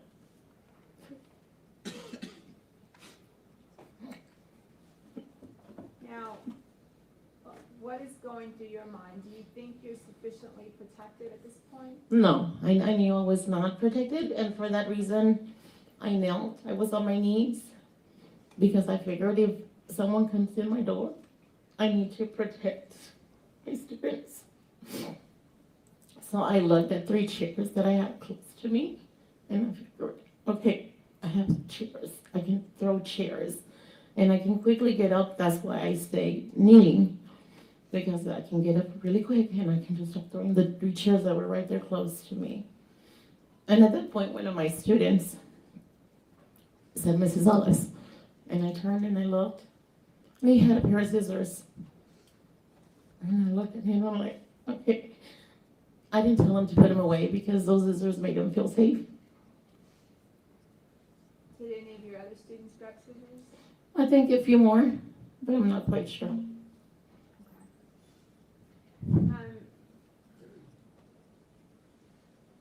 What could you hear as the shots were going off?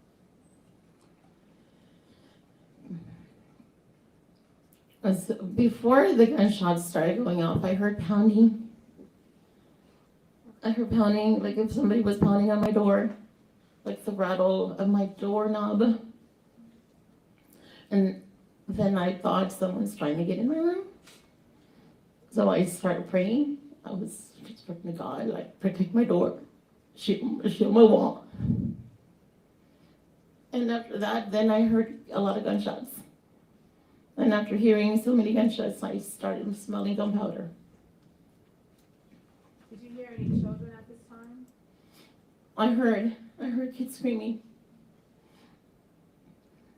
And when they screamed, I heard the gunshots. Then I didn't hear them anymore. So I knew something happened to them because I couldn't hear them anymore. And whoever it was, I knew he was close to my room because I could just smell it. And I could hear the kids before he shot them. But after that, you didn't hear any more screaming. No. Based on where you were, do you believe the children, the students in your classroom heard the same thing? Yes, because one of my kids said, Miss Ellis, they're screaming. Guys, do remember to take breaks for yourselves, protect yourselves. This is the state doing what it can. And I said, I know, Mija, because it was one of my girls, and I said, they're screaming because they're scared just like you. I had to fight with them.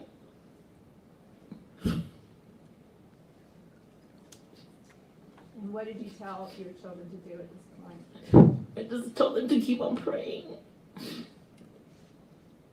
you tell them to keep being quiet? Yes, I told them just to be quiet and to keep on praying. Now, why is it that you kept telling the children to be quiet? Because of the smell of the gunpowder, I knew whoever it was, he was close to my room. And I didn't want that person to hear that we were in there. So the whole time you're still thinking about how to protect your kids? Yes, I kept on staring at my door, making sure no one came in through my door, and I kept on looking at my chairs that I had there. So I figured, okay, I can do this. Now, were you eventually evacuated, Ms. Salas, from your classroom? Eventually, yes, I was. Okay. Can you explain to the jury how you eventually got out of that classroom?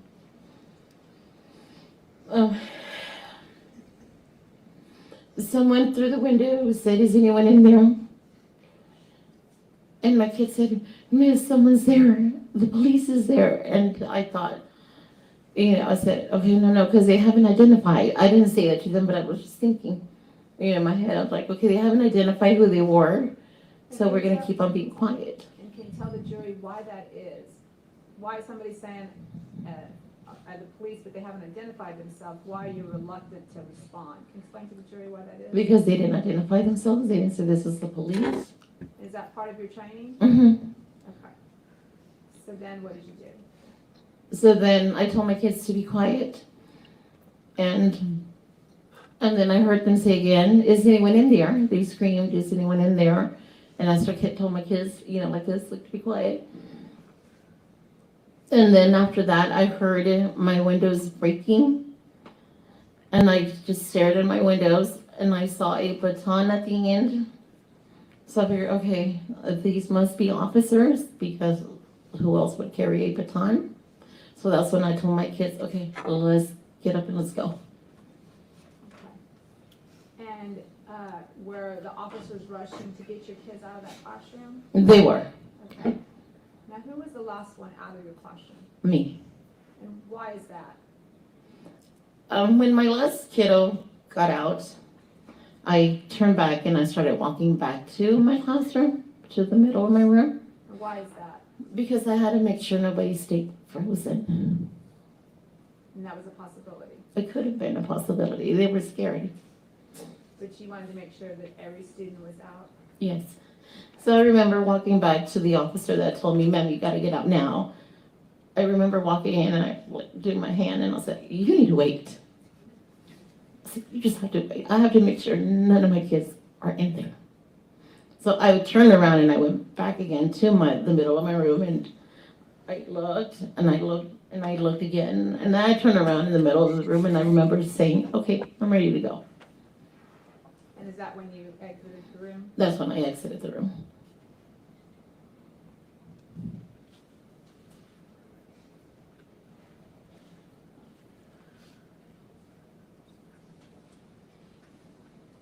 Just to clarify, your windows were not shot out? No. Okay.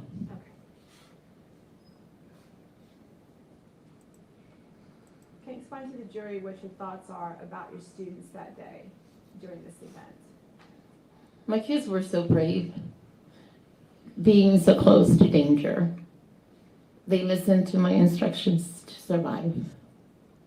I was very proud of them. Pass the witness. May I proceed, Judge? Please. Ms. Salas, my name is Jason Goss. I'm one of the lawyers who represents Adrian, and I have a few questions for you. I think, I want to start out and just say, we all appreciate that you protected those kids, walking through their training. You're proud of them. I can see why. I think when that glass broke and you realized that the police had come to get you out, what did you feel like at that time? At the moment, I felt that someone was finally there to help us. Okay, and relief.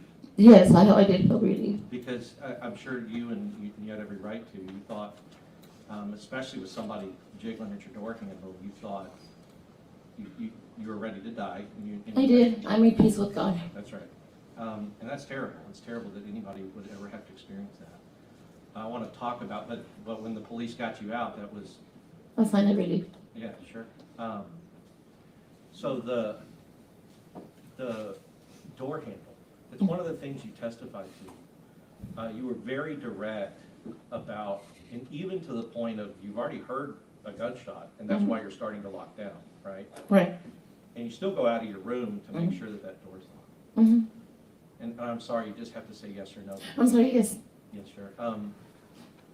So you go out and check it, and here's one of the things that I haven't been clear on. I know that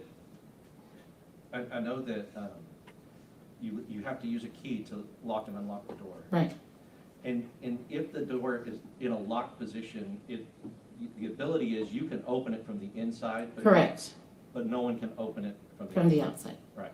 So even if you made sure it was locked, you would then stick your key in it. Right, to unlock it and lock it back, correct. And then go back. To get in. Sure. So, and there was a time before you started hearing those gunshots in the hallway, when you knew that there was a shooter inside of the school, that you said somebody was jiggling your handle, or you heard your handle jig. Is that right? Right. Are you talking about the gunshots outside or already inside? In the hallway. Okay, yes. After the gunshot, then that's when I heard that. And so somebody trying to. Right. And I think at the time, you assumed it was the shooter. Yes. And couldn't get in because your door was shut. Correct. And so your training and locking the door to make sure it's locked, if that is indeed the shooter, like you suspected, that stopped him from getting into your room. Correct.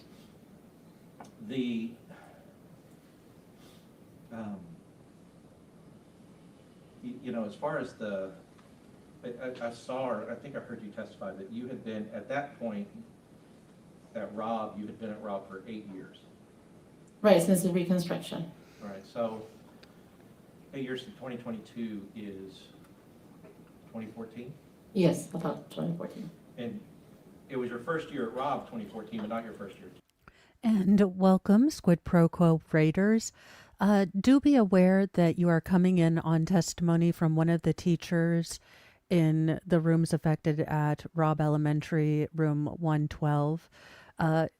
She is on cross with the defense, and they do seem to be able to kind of calm them down and get them out of the emotional thing. But do be aware that we are coming in on some emotional testimony. No, that year was not my first year at Rob. Of the 2022? No, 2014. Oh, yes, I'm sorry, yes. Before I was at Anthony Elementary. Right, because I think, or maybe I saw it in your statement, you'd been a teacher for about 15 years in 2020. Since 2008. Okay, so your first year at Rob, what room were you teaching? Room 111. And at a point during this, did you recognize the person who you now know as the shooter? Yes. And that person was one of your students in 111? Mm-hmm. Yes? Yes. While he was in 4th grade? Yes. And I don't ask you that to cause you pain. I ask you that because 111, it's a classroom like the other classrooms, but a person who's been in 111 might know the features of 111 because they had been there. Correct. I'll pass it with you. No more questions, Your Honor. She's excused. recall. Not subject to recall, thank you. Okay, ma'am, you are excused. You're welcome to stay or welcome to leave. We just ask, since the rule's been invoked, don't discuss the case with anybody until you know it's over with. Thank you very much.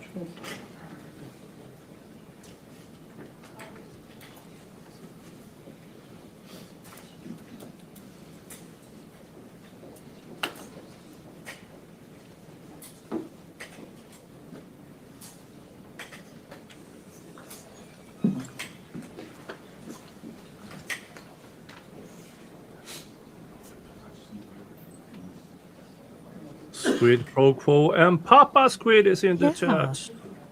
Hey, Papa Squid. Howdy, howdy.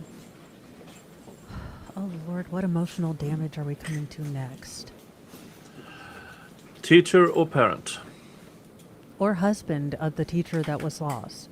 Yeah. I would cynically, that will be their final witness of the state's case. Probably. If you want to call your next witness, please. Ruby Gonzalez.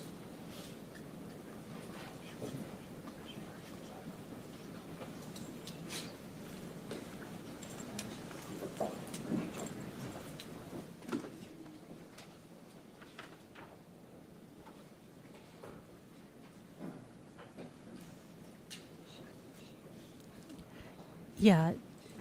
For those of you that just came in, we are covering the Uvalde case. The state is heck bent on bringing up very emotional witnesses. So be mindful of yourself. If you need to take a break, we understand number counts change. We get that. Be kind to yourself.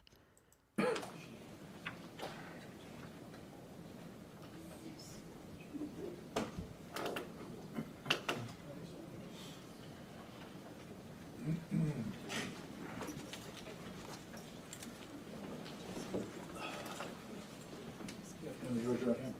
You solemnly swear the evidence of your testimony given in the cause will be the truth, self you have. Yes. All right, you lower your hand, just have a seat over here in the witness stand for us. Adjust that microphone if you need to.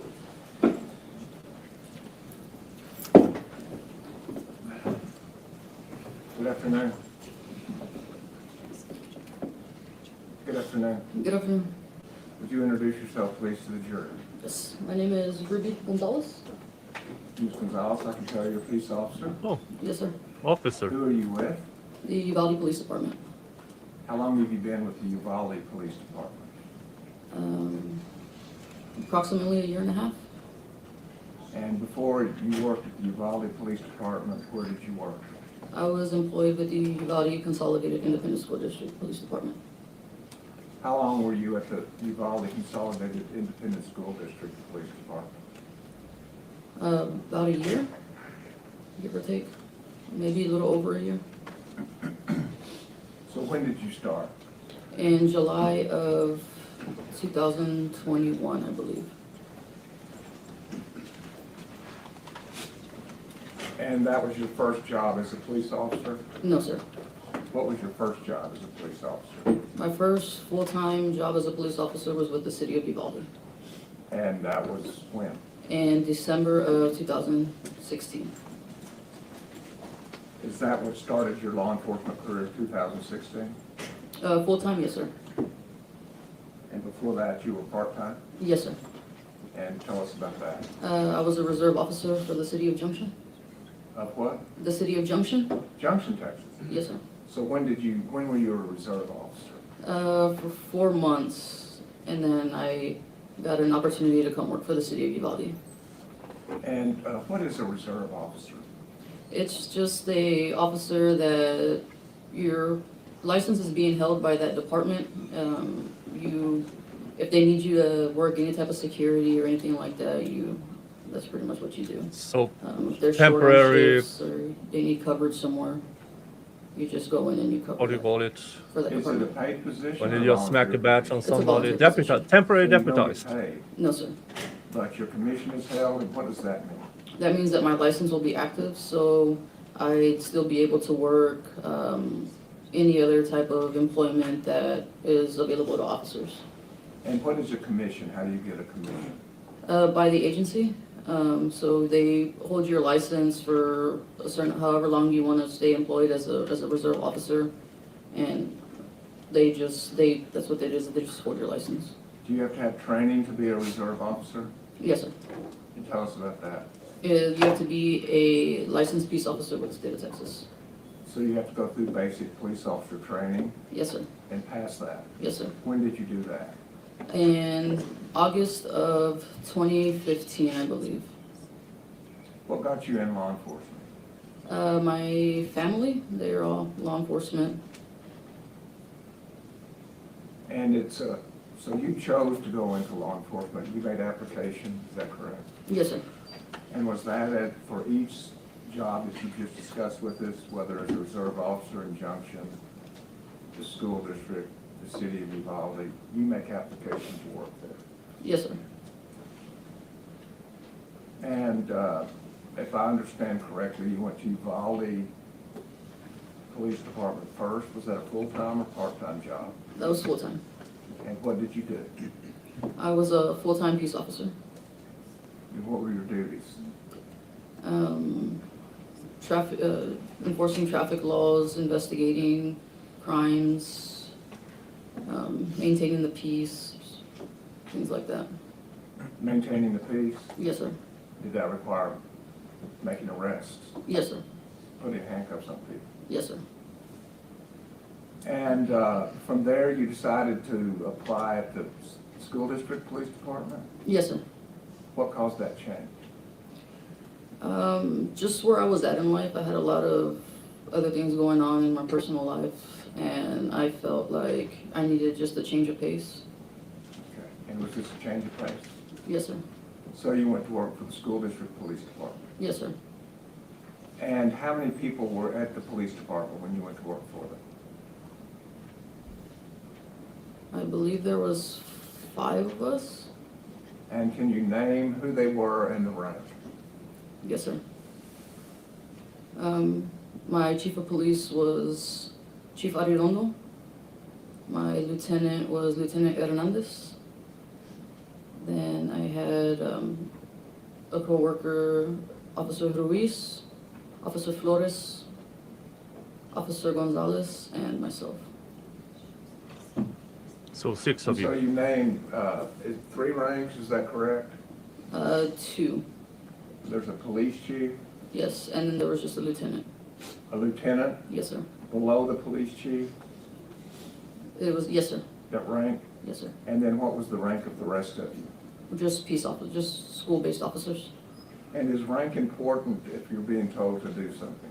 Yes, sir. Tell us about that.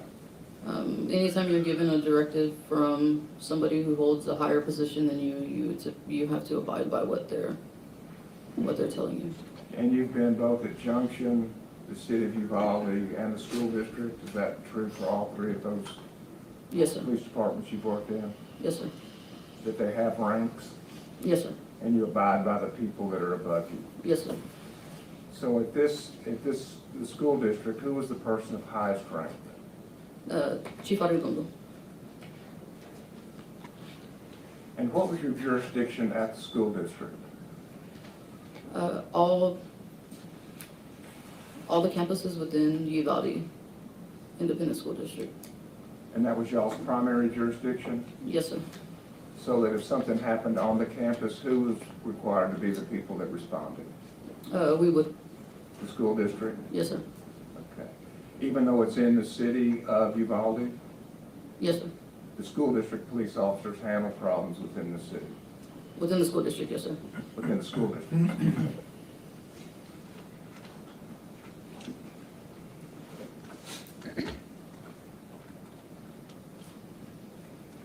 So on May 24th, 2022, were you working that day? Yes, sir. What was your shift? I can't recall if I was a 7 to 3 or the 8 to 4. But at any rate, no later than 8 o'clock, you went to work. Yes, sir.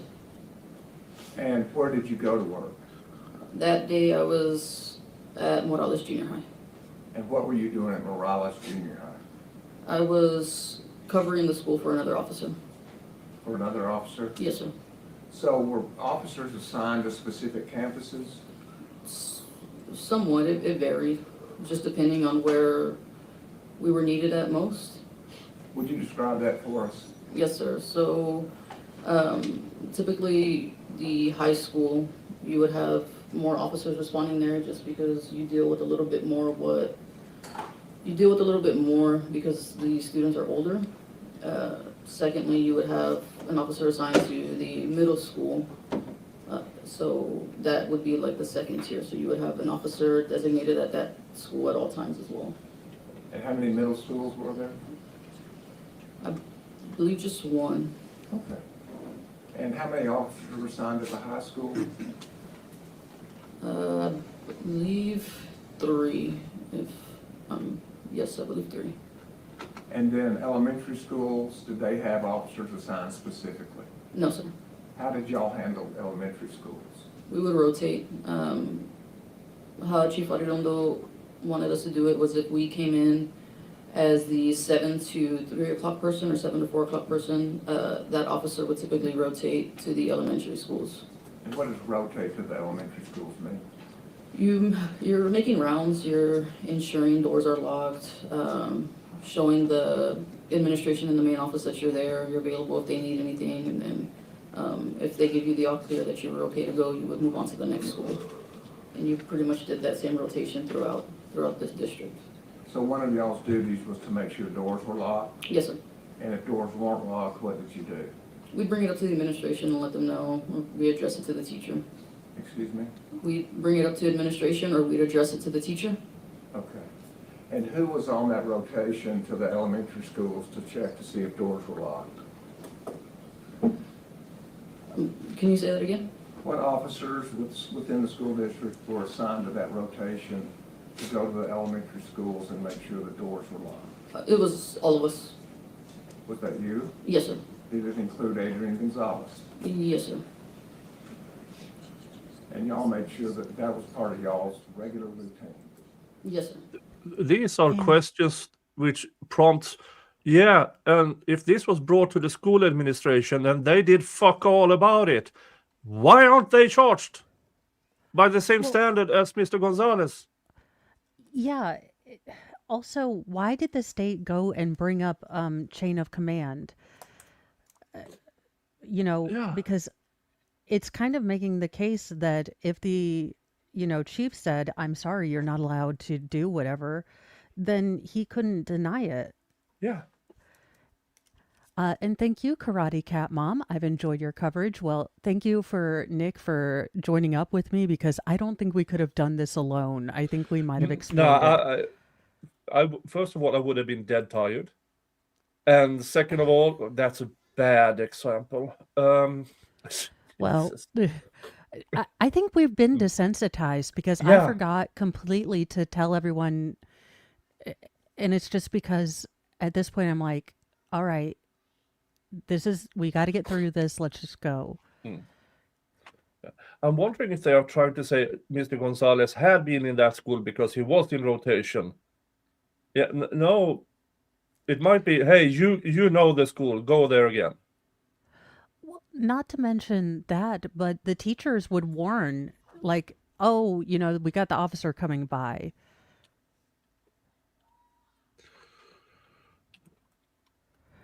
So this has all been strange.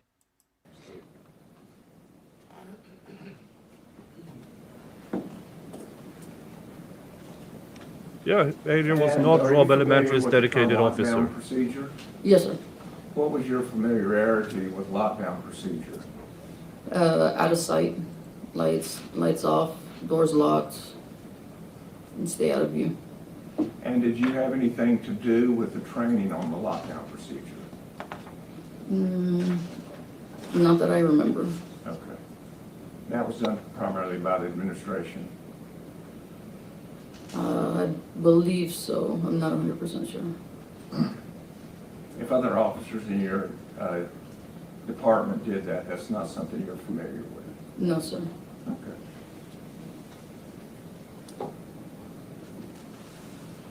And as a school district police officer, was there requirements for training that was different from your training with the police department? Yes, sir. And what was that? We had to take a school-based law enforcement course. A school-based law enforcement course? Yes, I believe it was online. It was an online course that we took. Okay. Yes, sir. In addition to that, did you take active shooter training? Yes, sir. Where did you take that? That was hosted at the Uvalde High School. And who was teaching that course? I believe it was taught by two. I believe it was Officer Ruiz and Officer Gonzalez. Is that Adrian Gonzalez? Yes, And that's the man who's sitting in the courtroom today? yes. And how long was that course? 8 hours And where did you take it? at the Uvalde High School. And was the course divided into? Well, she first said Robb Elementary, and then she said another school. Yeah, and I thought the training course was 40 hours. If this was an 8-hour, again, this is somebody making. If Adrian Gonzalez isn't a certified trainer, he can't train other people. Yeah, he's just trained in being able to regurgitate, not that he knows the subject matter. He can take PowerPoint presentation, do PowerPoint presentation. Yeah, it's a day Classroom, off, field work? more or less. Let's sit in the classroom, sign in, sign out. Yeah. Or was it just classroom, just field work? Explain that to us. The morning was the classwork portion of it, and the afternoon was more of like a hands-on version of it. They run you through scenarios. They would do what? Like run you through scenarios? Scenarios? So Did that include solo entry? I believe so, That is one-man entry? yes.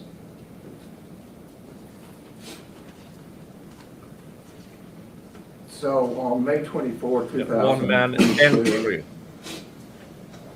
You worked What kind that of day? one-man entry? Yes, sir.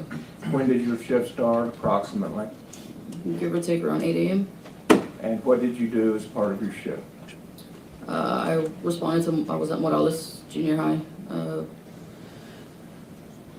I was in the courtyard area while the kids arrived for school, rotated to the cafeteria, back down to the playground area.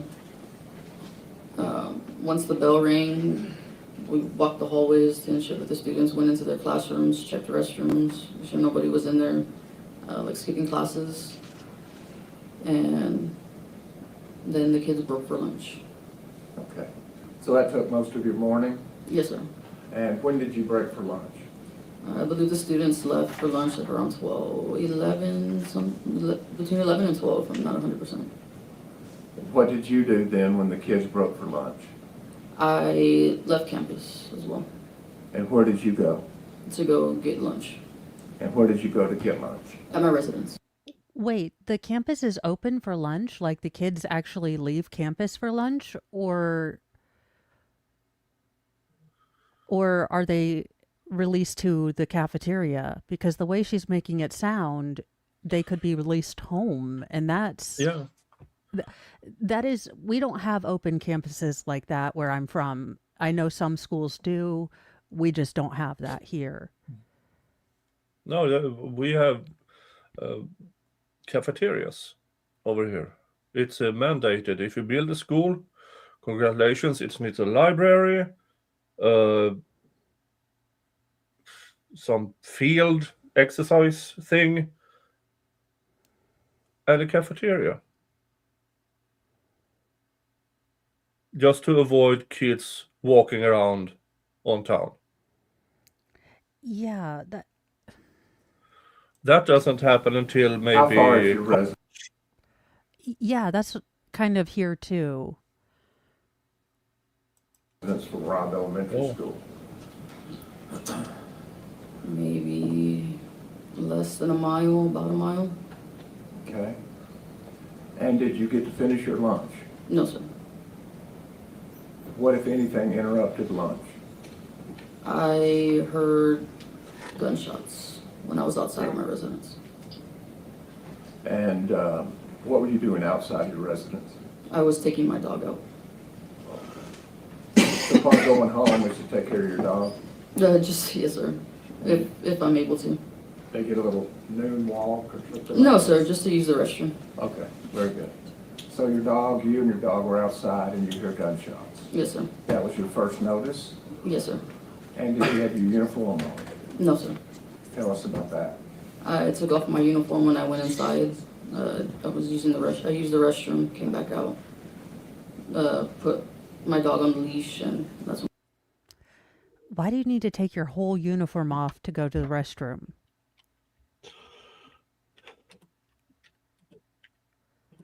Okay, you know what? It's Uvalde. I'm not asking questions anymore. Went outside. Is part of your uniform uncomfortable? Yes, sir. What's that? The duty belt and the undervest. The what? The duty belt and the undervest. It's. The duty belt and the undervest? Yes, sir. So you take those off when you can, just for comfort. Yes, sir. And the undervest, is that a bulletproof vest? Yes, sir. Is that assigned to all of the officers at the school district? Yes, sir. And the duty belt includes a firearm? Yes, sir. And does the school district actually provide y'all with weapons? At the time, yes, we had the handgun. Handguns? Yes, sir. Were there any rifles? No, sir. Okay, so just a handgun for school district officers? Yes, sir. Okay.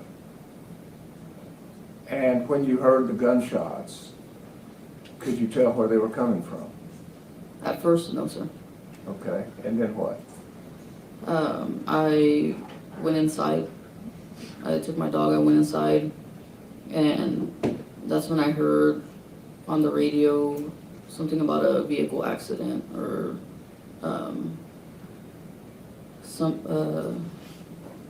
yeah, I think it was a vehicle accident that occurred first. And did that have anything to do with the gunshots you heard as far as you were concerned at that time? No, sir. Okay. So what, did you receive additional information? Yes, sir. Tell us what that was. Shortly after that, I heard an officer go over the radio saying shots fired at the school. And did you recognize that voice? Yes, sir. And who was that? That was Sergeant Courtroom. Sergeant Coronado? Yes, sir. And what did you do when you heard Sergeant Coronado say that there were shots fired at the school? I grabbed my duty belt, excuse me. I grabbed my duty belt and I got in my police unit and went to the school. Okay, so once you heard that there were shots fired, you went to the school? Yes, sir. And what happened, when you got to the school, describe what you saw. I arrived off of Old Carrizo Road. So I parked my unit at that intersection of Old Carrizo and West Cargill. And why did you park there? It's just the way I came from my residence. I parked my unit, I blocked off that road, and then I started going towards the school from where the cafeteria is. And so you had to get to the school from where you parked on Old Carrizo Road? Yes, sir. And what route did you take? I just cut straight. What route did I take from my house to get to the school? Well, no, ma'am, from after you parked. I just ran straight across the road. Old Carrizo is right across the street from Robb Elementary. So I cut through the parking lot where it's a small parking lot, I guess, where they have some of the faculty park. So I just cut through there. And did you say you ran? Yes, yes, sir. And what caused you to run? Just the sense of urgency. Did you see other officers did you already run? on site? To the Which I outer assume- wings where they have the classrooms. Which classrooms? I believe it's maybe the second grade wing, second or third, possibly. Okay. And what did you see there? There was other officers in that general area. Okay. Ta-da. So what did you do? She ran I towards where other cops were. met with some of the border patrol agents that were there as well. And border They patrol. were Wait a talking minute. about She needing to was get 1 keys mile to from the start school evacuating children. when she heard shots fired. 1 mile. Yeah. And she came there after border patrol, who took, I believe, 7 or 8 minutes to get there. They were already there when she got there. Yeah. Yeah. Yeah, she ran the sense of urgency towards where there was already police presence. I understand what the prosecution is going for. Yeah, she ran towards the danger. No, there were cops over there. Yeah, there were cops already over there. I mean, at this point, they had already probably engaged him and he was in room 111. Yeah. Okay. And so do you know how long it was from when you heard gunshots that you actually got there? I do not know, sir. Okay. Because it took until Coronado said gunshots, and then you had to get dressed. Is that correct? Yes, sir. And then you ran. I drove and then ran. Yes. Why are we allowing her to get dressed? I thought we've made a point of every officer. Were you in your uniform? No, I just put what I had on and I ran. Why is he being okay with her putting on her undervest and getting her duty belt? Because it's not been a distinction that other officers have been allowed to have or that we've made a note of. Location. When you got there, tell us how many officers were there. Where I initially showed up, there was maybe about 10, possibly. And did you ever go to the 4th grade wing? I did, yes, sir. And tell us what you saw there. There was officers outside of where the building was. They were conducting crowd control of the people that were showing up. There was vehicles parked in the roadway. There was a bus parked in the roadway. Some ambulances. So by the time you got there, they'd already summoned ambulances and buses. Yes, sir. Okay.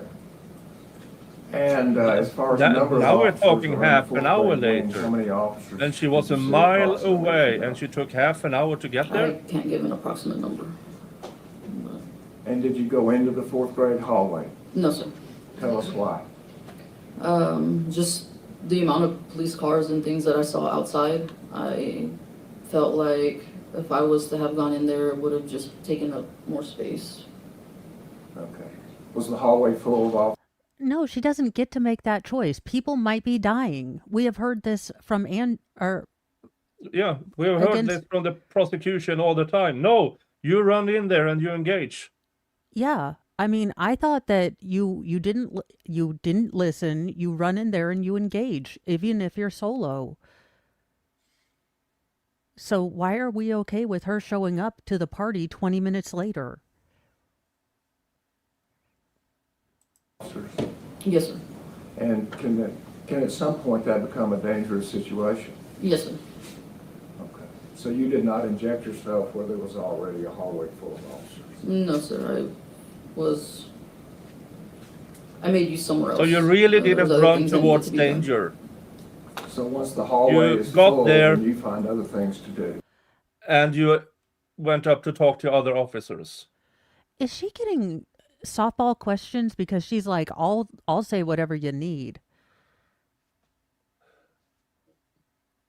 Because How is this good for the state's case? She will be Why- annihilated on the cross-examination.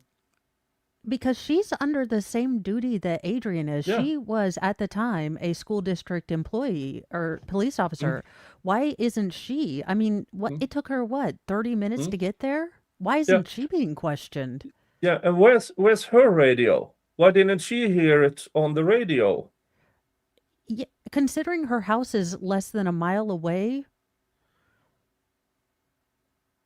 Where's her radio? Yeah. Shots fired at school, and she still takes roughly half an hour to get there. Yes, sir. And how do you find other things to do? I ask around, ask other officers who have been in that area longer than I have if they needed anything or what they need of me to do. So as an officer, you arrive at the scene and you go to people who've been there before you. Yes, sir. And why do you go to the people that are there before you? To get information, they can relay any type of information that they may have. Again, when Adrian decided to link up with an officer, you're like, oh, hell no, he was trying to get cover. Not that they were trying to coordinate an attack or anything.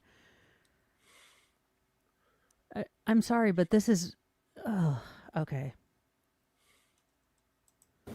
Given that they've been there on the scene longer than I have, they have certain details that I'm not aware of.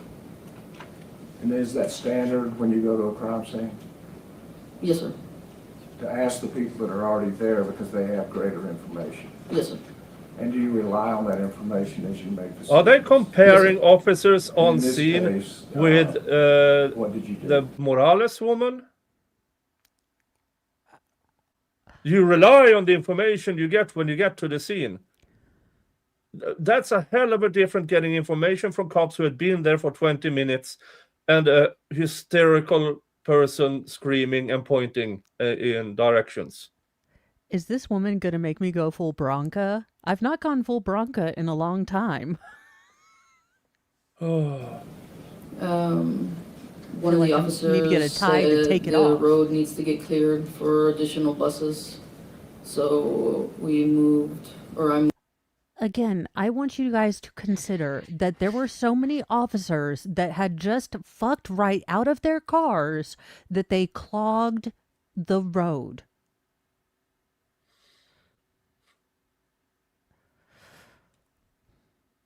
moved some police cars that were blocking the roadway. I assisted with some of the crowd control, Tell us about the crowd control. some of the parents and people that live in the neighborhood were standing like near the roadway. So one of the officers had instructed me to kind of keep them back, keep them at a safe distance. Did that take a significant number of officers to do crowd control? Yes, sir. And you joined in on that? Yes, sir. And when we say crowd control, was that around most of the building? I'm not sure. It was just where I was Where out did at the you moment. go? I went at the intersection of Bettis Street and Geraldine. Okay. And you did crowd control there? Yes, sir. For how long?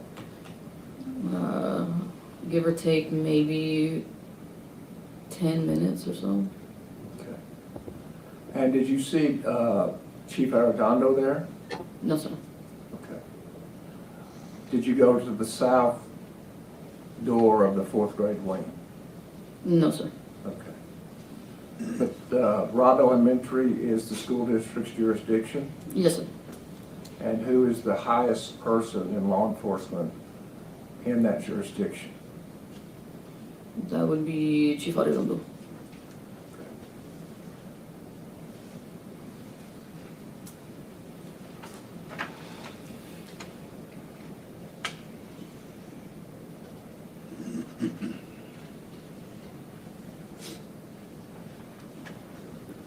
Pass the witness. Thank you, Judge. Officer Gonzalez. I don't know why, but Mortal Kombat, whoever Shang Li, the bad guy, I'm like, finish her.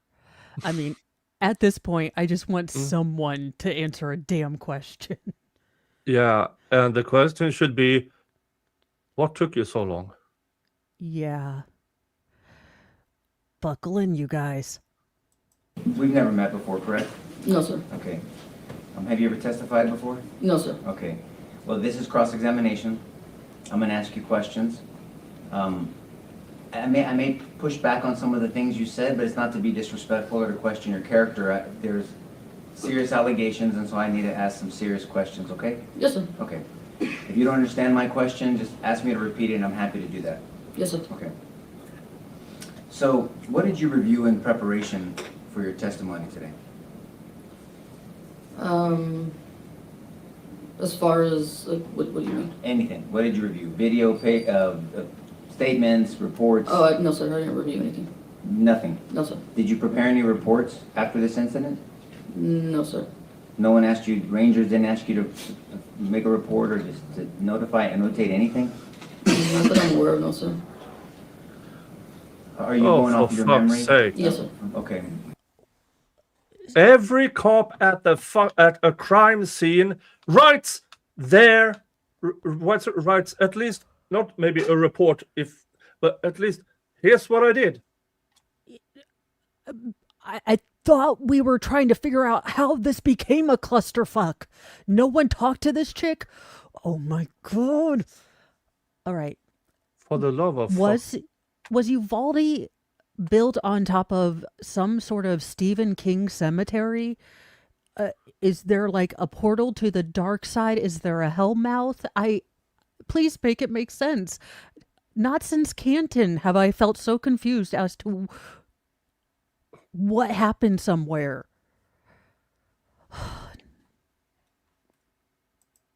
And since this horrible incident, obviously there's been a lot of media, right? Yes, sir. And you've seen a lot of the media, I'm sure. Yes, sir. And there's been a lot of talk about this, right? Yes, sir. So we're gonna try to have you focus back on what you think you were perceiving and seeing at that time. Is that fair? Is that okay, officer? Yes, sir. Okay. And you talked about jurisdiction. I'm not sure whether the government asked you questions about your jurisdiction with all the campuses in the district. Did you hear him ask you that? Yes, sir. But there were certain officers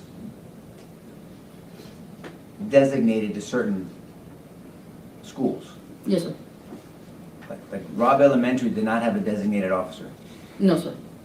You know that Adrian was designated to the high school, Yes, sir. and that was his full-time position. Yes, sir. He was not designated to Robb. Yes, sir. None of you were.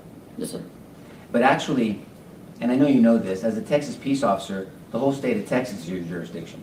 Yes, sir. And you can make an arrest anywhere. That's a fair statement? Yes, sir. An agency holds your license to make sure that you're a peace officer, but as a Texas peace officer, if you're in Lubbock, you can make an arrest if there's an arrest made in your presence. Yes, sir. An offense, I'm sorry, thank you, Jason. If there's an offense done in your presence, correct? Yes, sir. Okay. And so because Adrian wasn't assigned to Robb Elementary, he didn't have the keys to Robb Elementary. Yes, sir. And so I want to talk about keys because you were asked about lockdown procedures. The police department played a role in teaching lockdown procedures, correct? I believe so, yes, sir. Have you ever been part of that teaching curriculum? Not that I'm aware of. And when you mean not that you're aware of, what do you mean by that?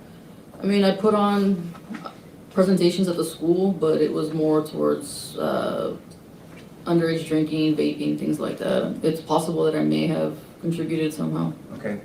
And when you say you made a presentation at the school, are you a subject matter expert in underage drinking? No, sir. So anybody can just give a presentation and you're really a facilitator, you're just clicking through slides and you're presenting information that somebody else created. Is that a fair statement? Yes, sir. Okay. And anybody can do that. Someone can put on a training. Nothing like someone saying, you know, AI is going to replace you soon. Yeah. She's like, no, I've been an alcoholic since 12. I'm quite versed in the subject matter. I'm a method actor, if you will.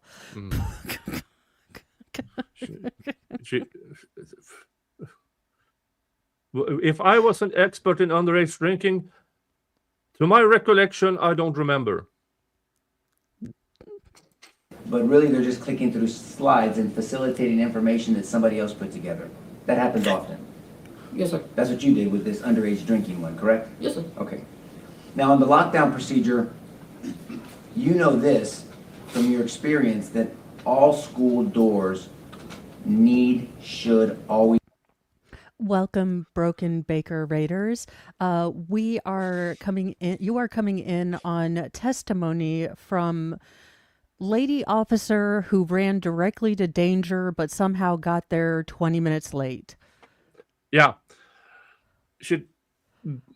The prosecution made it sound like she ran towards danger to engage, and she lived half an hour. No, she lived a mile from this school, the Hobb Elementary.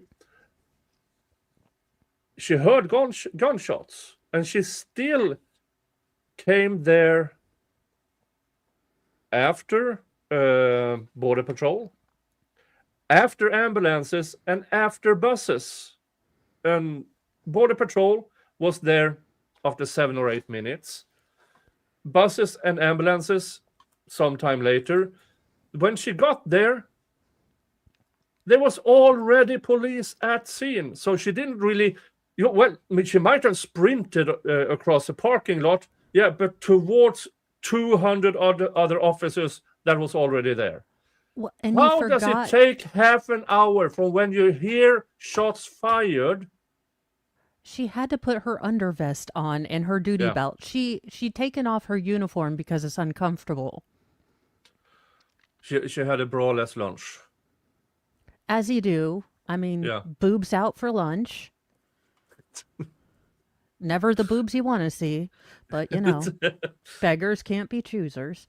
Hey, if Be you locked. see one pair of titties, you want to see the rest To of see them. them all. Yeah. Yes. Yes, sir. Because they asked you a question about officers going around to check if doors are locked, right? Yes, sir. And is that because, unfortunately, there was a kind of a culture of teachers leaving doors unlocked for convenience so that they can get in and out of these school classrooms? Yes, sir. And you heard of the magnet system, right? Yes, sir. And so teachers in that whole district, approved by some of the schools, would be used this magnet system to where if a door was technically locked, you could use that magnet system to stop the latch from catching on the frame, correct? Yes, sir. And because they didn't have a key fob process in and out, it would be convenient for either a student or really substitutes to get in and out because they didn't have keys, right? Yes, sir. But that was, and I'm not being disrespectful, we just have to talk about this. I mean, that culture was against, I was gonna use the word antithetical, but it's against the procedures of the school district, right? Yes, sir. Okay, that was cruel. She could have known what antithetical means. Mm. I mean, it's not likely, but she could have. Yeah. Again, a new witness that Those- the difference between this witness and other witnesses is she didn't even start off as good for the prosecution, and now she's a defense witness. Hey, Why did the They state call her? I don't know. Doors have to be locked. Yes, sir. Now, one second. And for you, all you Now, who when it comes to arrived lockdown procedure, we go recently, through. for all of you who arrived here for Mo's afternoon session, morning session is over at my channel, where you can have the joy of seeing an expert in PTSD breaking down on the stand while testifying about PTSD. Yeah. Who wasn't a psychologist, she wasn't a therapist or a psychiatrist, she was a counselor. She had a degree in counseling. But she was still considered an expert on PTSD. And then she started crying on the stand. Yeah. And, you know, do be careful, mindful of yourself. The typical state pattern seems to be regular or officer witness, then witness that will rip your soul out. So we're kind of safe right now. Steps that a teacher should follow when a lockdown has been called? Ensure that the doors are locked. Turn off the lights. Close blinds. Get the students out of view. And out of view, because if somebody has bad intentions, has a weapon, if they're looking in classrooms, they're going to see if there's someone in a classroom that'll catch their attention to go in, correct? Yes, sir. And time is of the essence. The government's been using that phrase, and I agree with it. Time is of the essence on these active shooter situations, right? Yes, sir. And those locked doors give law enforcement like yourself time to be notified, and we'll talk about the Raptor system in a second, to be notified so you can respond and hopefully engage someone with bad intentions and neutralize them, Yes, sir. right? And so the first layer of defense is the school building itself to be locked. Yes, sir. And that's why it has to be locked, Yes, sir. correct? The second layer of defense are those individual classrooms, and they have to be locked. Yes, sir. Right. And the only defense that these teachers and these precious children have, the only defense they have is those locked doors. Yes, sir. All the other things that you described are tactics to not be seen, but that's not a defense, right? Yes, sir. So if children were underneath the table, hiding, but the door wasn't locked, that does them no good. Correct. And you know that unfortunately on May 24th, 2022, Robb Elementary, the building doors were not locked, correct? Correct. And you know now that room 111 was not locked. Correct. Some of your training for active shooter, you said was 8 hours? I believe so. Was some of that online? Or is that another training you were talking about? No, that was a separate training. But some of the training, and it's not your fault, it's just because you have to get these qualifications. Some of them can be done on a computer screen, correct? Yes, sir. Okay. Now, your active training, the government asked you about it, was an 8-hour training, and you said that Officer Ruiz and Officer Adrian Gonzalez facilitated that, right? Yes, sir. And facilitated meaning that they did some classroom, right? The morning was classroom, right? Yes, sir. And the afternoon, you classified it as hands-on. But do you know the term stress inoculation? No, sir. Okay. Stress inoculation, and you did some of the training, if you don't understand that's the labeling of it, is where you're placed in a stressful situation where your heart rate is up. You're trying to recreate a similar situation that you may deal with to inoculate you, get used to that circumstance in real life. That's part of your training in the academy? Yes, sir. And you have combatives? Yes, sir. And you have hand-to-hand, open-hand techniques? Yes, sir. You have control techniques, because you can't always punch or strike somebody, right? Yes, sir. And in your academy, you have open-hand strikes, correct? Yes, sir. You can use forearms. Yes, sir. God forbid, sometimes you can use an elbow, right? Yes, sir. Hammer fists, Yes, sir. elbows, Yes, sir. knees. And so all that can be done, but then also you can use manipulation tools where you're manipulating someone to get handcuffs on them without having to strike them, right? Yes, sir. And then in the continuum of use of force, some officers have an asp, right? Yes, sir. In the old days, I'm an older dude, they had a baton. Yes, sir. You have tasers, Yes, sir. and then you have your sidearm Yes, sir. with backup magazines, Yes, sir. and you have handcuffs. Yes, sir. So all of those are use of force that you're trained into, and some of those you're trained to inoculate, to do those under stressful situations, so hopefully you don't need to, but if you need to, you can perform well. Yes, sir. So with this afternoon, Yeah, well, it is this time on the stream where I fuck off. Yes. I have it's 11 p.m. where I am, and my alarm goes off at 4:15 a.m. So I have a limited amount of time. So I will leave the rest of the day to mow, to go snark and full mow, or maybe even full Andrew Branca on this chick. Yes. And so, folks, my place at 10 a.m. Eastern Time, 9 a.m. Texas time tomorrow. My channel, Mo will be there. I do morning session, Mo do afternoon session, so we alternate. Yes. Yeah, we are alternators. Yes. We are tactically alternating to keep our sanity. Yeah, we are. So I wrote an off I fuck motion, and off I fuck. Yeah. Bye, Nick. Okay. scenarios that you had with Adrian and Officer Ruiz, it was more of a conversation. Is that fair to say? Yes, sir. Right? I mean, you guys didn't go through the school and use Robb Elementary or one of the high schools to simulate an active shooter.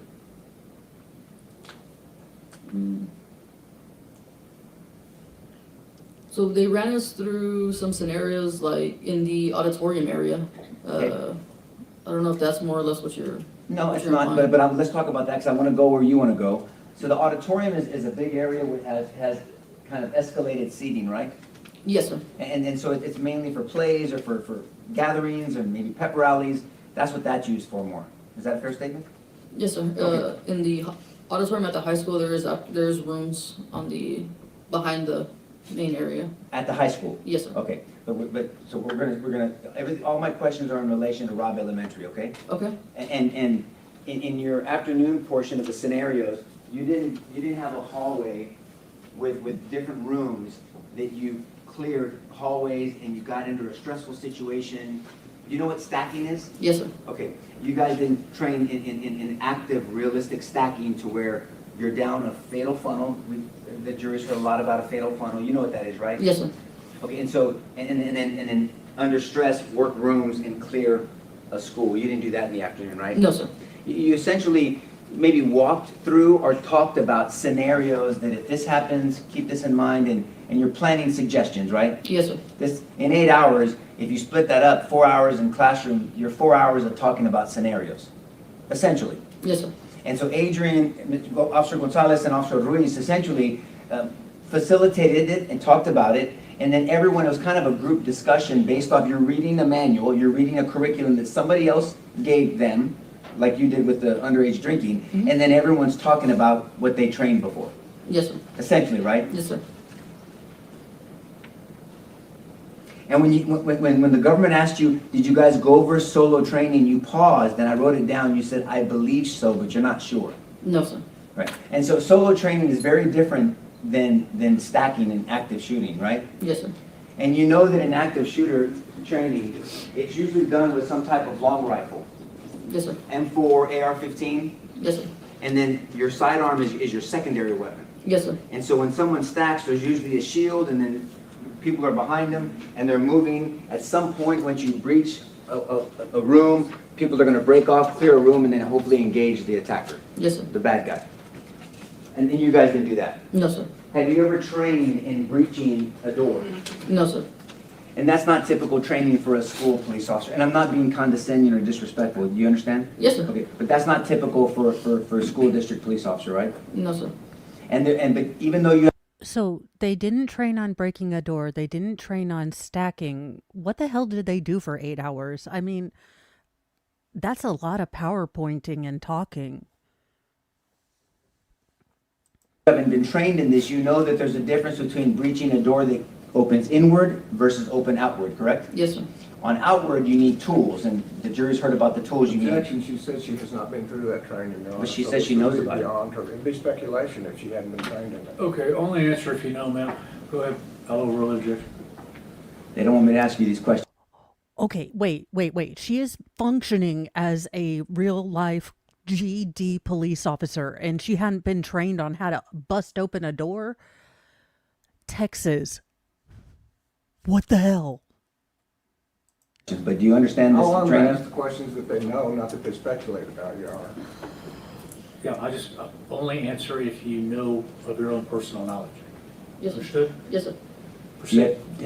Have you heard through your training experience, not personally, but you know about outward doors, breaching an outward swinging door, correct? Yes, sir. You know that you can't kick open an outward swinging door. Yes, sir. You don't need special training to know that, right? Yes, sir. Okay. And you know that there's tools needed to breach an outward swinging doors. I'm not asking you how to do it, you just know there's tools needed, right? Yes, sir. Okay, that's all I was gonna ask you. Now, on May 24th, 2022, am I moving too fast? No, sir. Okay, and you know if I get a little passionate, it's not towards you, okay, Officer Gonzalez? It's not you at all, okay? So just bear with me, and if you think I'm, just tell me that, hey, Nico, calm down, okay? Yes, sir. All right. You said you left to have lunch at home. Yes, sir. Okay. And I believe you testified you live, without giving the address, you live less than a mile from Robb Elementary. Yes, sir. And you heard gunshots? Yes, sir. And then I believe you said that you have a bulletproof vest that you put back on. Do you know if it's rated for long rifle or just for handgun? I'm not sure. They don't let you know that when it's probably for just a handgun, or you don't know? I'm not sure, sir. Okay. But Call me crazy, but if I'm going to be an officer, I would know what my vest is, because it's kind of important. you said that you heard initially you heard there was a vehicle accident, and that would be a 1050, correct? Yes, sir. And when I say 1050, different things that are called in, different incidents that are called in have a labeling. Yes, sir. And so at 1050, and then you believe you heard Sergeant Coronado say that it was shots fired, Yes, sir. correct? Did you later come to find out and know that Sergeant Coronado, Officer Salcedo, and Officer Mendoza were actually on the west side of Robb Elementary before the shooter made it into the building? Did you find that out later on? I believe it was mentioned, yes, sir. And so you don't know where Sergeant Coronado was when he put this out on the radio. You believe it was him. Are you sure it was him, or do you think it was Adrian? I believe it was Sergeant Coronado. Why do you think it was him? I distinctly remember hearing him yell into the radio. Okay. But he's not your sergeant, because he's not with he's with Uvalde, right? Yes, sir. Okay. And so you don't know where Sergeant was, whether he was at the corner, you later found out, or where he was, right? Yes, sir. Okay. And you said that you got there and you got there quickly. And I want to bring your attention to that, because you described this jury based off questions from the government, but it seemed like you condensed time, so I want to make sure we go piece by piece, okay? Mhm. Did I hear you correctly? That when you got there, you parked on Old Carrizos, and where else? What was the other street? West Cargyle. West Cargyle Street? Cargyle. Okay. Where is that in relation to Robb Elementary? May I approach? I know I can approach it, sorry.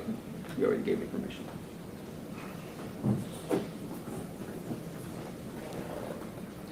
That's another thing that has yet to come out. We have yet to hear the dispatch logs to kind of get an idea, because Adrian has made some very specific statements in his interview with Texas Rangers right after this about where he was when he got certain radio transmissions. I thought that we would have already heard that by now, but we still haven't heard that. At this point, I think we'll probably hear that from the defense.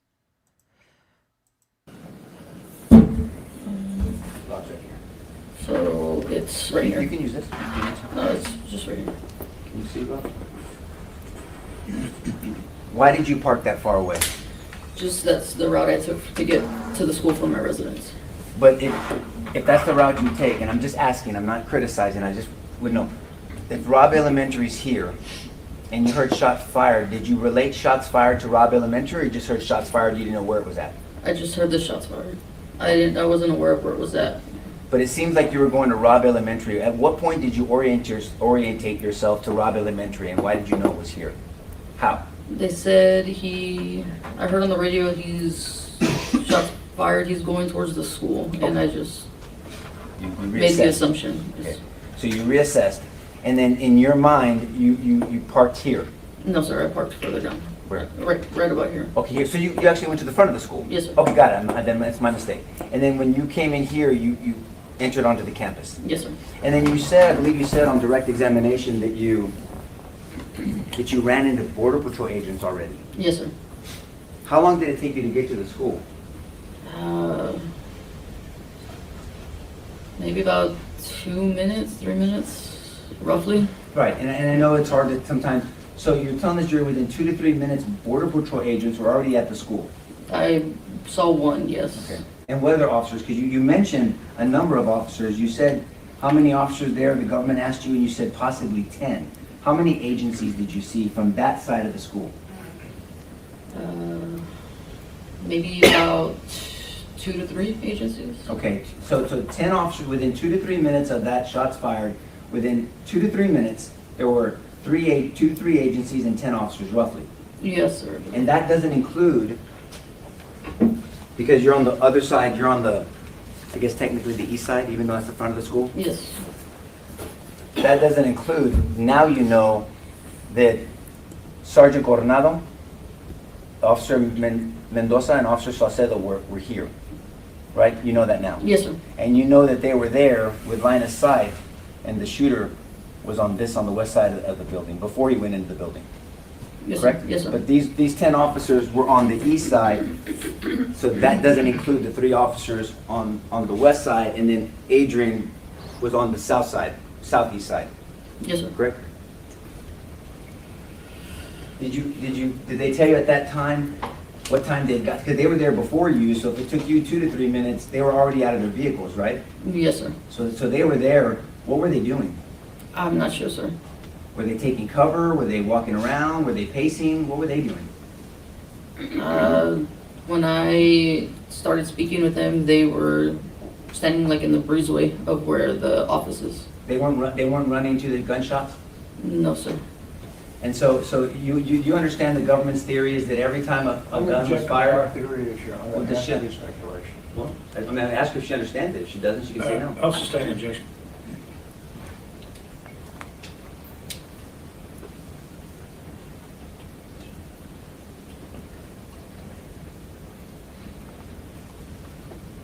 Ooh, we sustained an objection.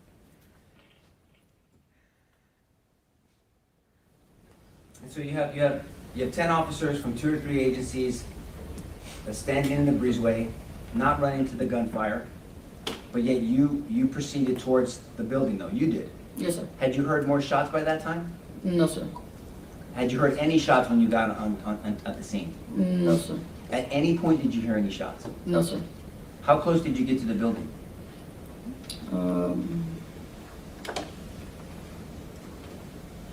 I think at one point I was by the fence area off of Geraldine Street. Well, you said that you went to the actual hallway, but you saw there was a lot of officers in there, a lot of officers. And so you said that you wanted to be helpful, so you said that, I want to use your words, there were other things needed to be done. Yes, sir. And I'm going to ask you what those were, okay? But, so at some point you knew that there was a lot of, so by the time you got there, you arrived, if I tell you, and the government can correct me also, if I tell you that you arrived at 11:35:42, does that sound about right? Possibly, yes, sir. Right, and are you aware that the monster got into the building at 11:32:58 roughly? Yes, sir. Shots fired, 3 minutes, so you're actually it took you 2 to 3 minutes to get there, right? Oh, yes. Mo asked a question. Oh, yeah, I heard it because I keep my earbud in, so I did hear that. The thing is, even though that was objected to and sustained, you can't take that out of the jury's mind. So sometimes this defense, I think, says things that the state will object to, just to put that little nugget in their mind. And I think it's perfectly clear. I think, again, to point out that the state had 377 officers standing around like like they were waiting for an engraved invitation to RSVP to join the party, a la flippin' Die Hard. It's very galling to see this man on trial when we know that there were a bunch of other people playing with hand sanitizer. Yes, sir. And even though it took you 2 to 3 minutes to get there at 11:35:42, 10 officers were already there on the east side, 2 to 3 different agencies, and then you had 3 officers on the corner with line of sight on the west side of the building, correct? Yes, sir. And none of them were running to the gunfire. No, sir. Are you aware now, and if you didn't hear it, you didn't hear it, but are you aware now that there were gunshots after 11:35:42? No, sir. You're not aware of that? No, sir. Okay. Now, I want to bring you back to when you were at home, just before we continue. From your house, you said you heard a gunfire. How close do you live to Dia Street? Maybe like roughly 0.2 miles. So you're closer to Dia Street than you are to Robb Elementary. Yes, sir. And you know now that there was a gunfire at Dia Street, right? Yes, sir. Because that same monster shot his own grandma in the face. Yes, sir. On Dia Street. Yes, sir. Before he goes to murder children and to try to kill cops, right? Yes, sir. So that actually does clear something up, because she does say that she heard gunfire and then she heard about the car accident after that. If she was closer to the grandmother's house, she might have heard that initial shot of the first, act of evil he did. Then, that does make sense. And I think that clears things up a bit more for the jury, but it also, I think, again, brings back that this monster had started his killing or attempted killing before he got to the school. That even if Adrian, had been able to take him out as soon as he got on the thing, he had still committed evil. And I think the defense may be bringing that home. And so it makes sense what you testified. You heard the shot before you heard the 1050 wreck. Yes, sir. Because the wreck happened as that animal was trying to get away from what he thought was a murder of his grandma. Yes, sir. Right? Yes, And sir. so you heard the shot on Dia Street of his grandma. That coward tries to go away, then he wrecks the car, and then that's when the 1050 comes out, the accident. Yes, sir. And so that's actually consistent. So when you said there was other things that needed to be done, you described some of them.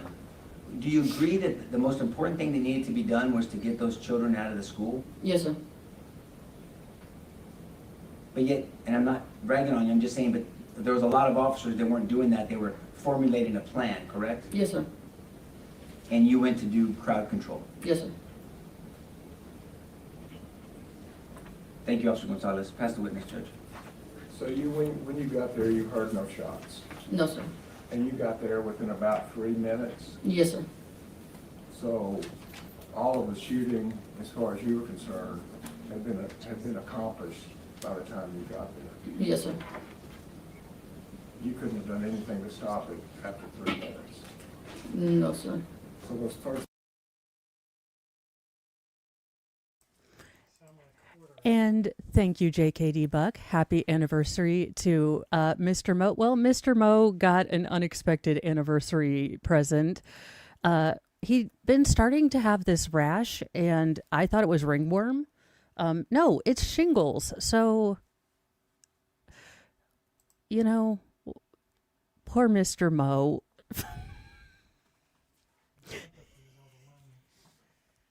I'm sorry. I don't know what to say, dear. I'll pat your head later as a sign of... Yeah.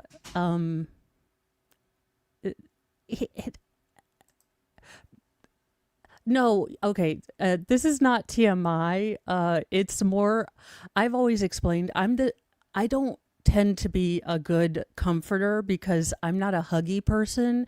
And then if I hug you, I don't know how long I'm supposed to hug you before it becomes a hostage situation. And one or the both of us have to fight to the death to get out of it. So I end up just awkwardly patting people when I'm trying to reassure them. So that's what I meant.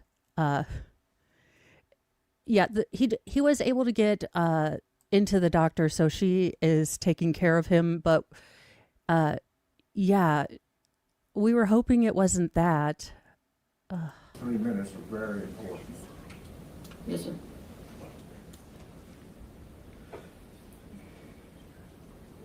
And you talked a moment, I'm not sure the relevance of it, but you talked a moment about the hand-to-hand combat techniques you have, so that you would understand the stress, and somehow that stress inoculates you so you can act when you need to. Yes, sir. When did that training occur? That one occurred in the academy. The basic academy? Yes, sir. And did you have any training since then? No, sir. So it was one-time training, Yes, sir. and that was enough for you? His hair, a wig. Do you want my honest opinion? They wouldn't sell a wig that ugly, and or I wouldn't buy it. Could be a toupee, but again, who would buy it? It's not it's not my jam. To have the stressful inoculation that the defense was asking about. Yes, sir. And finally, it's safe to say that you were a co-worker of Adrian Gonzalez, is that correct? Yes, sir. This is hard for you. Yes, sir. Prefer not to be here. Yes, sir. But you did talk to Texas Ranger about who said shots fired, didn't you? Yes, sir. Let's see if this refreshes your memory, this blue line.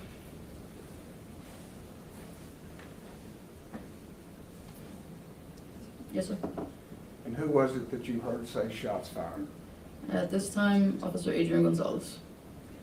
Not Coronado, but Adrian Gonzalez. Is that correct? Yes, sir.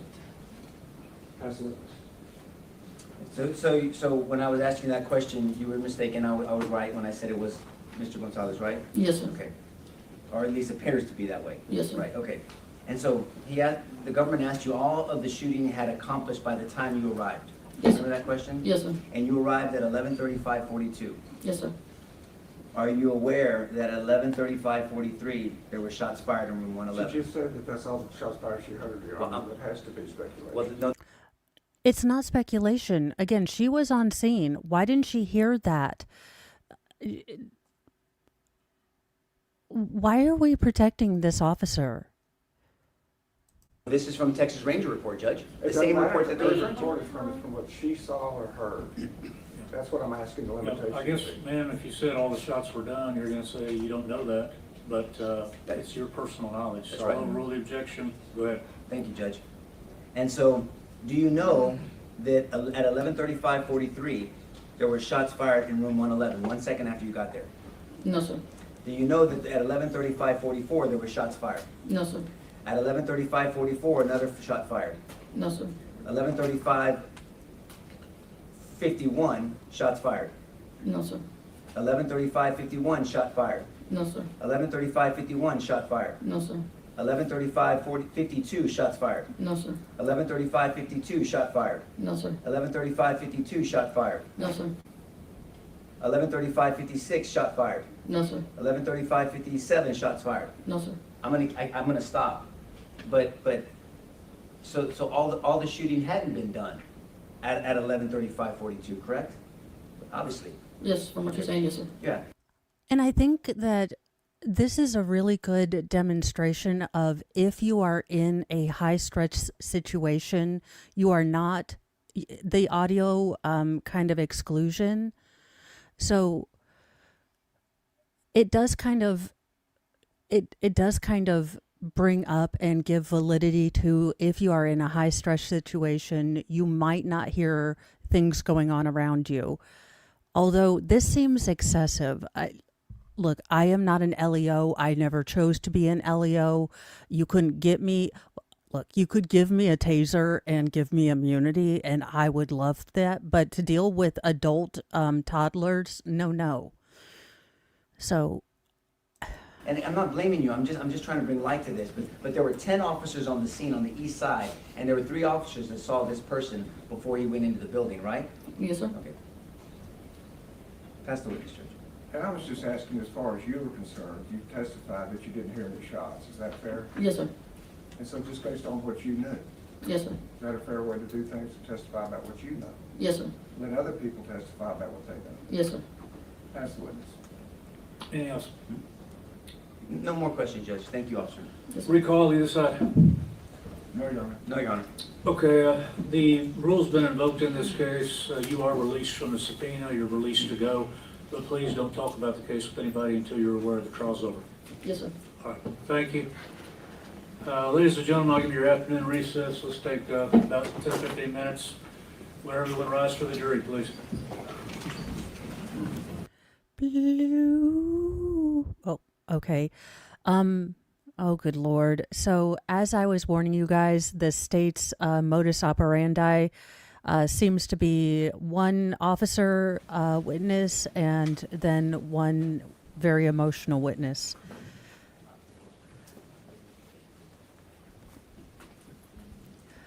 Major Mom, the defense was confrontational with all the shots fired that she was not aware of. Okay, please be seated in the courtroom. Ladies and gentlemen, witness has been sworn outside your presence.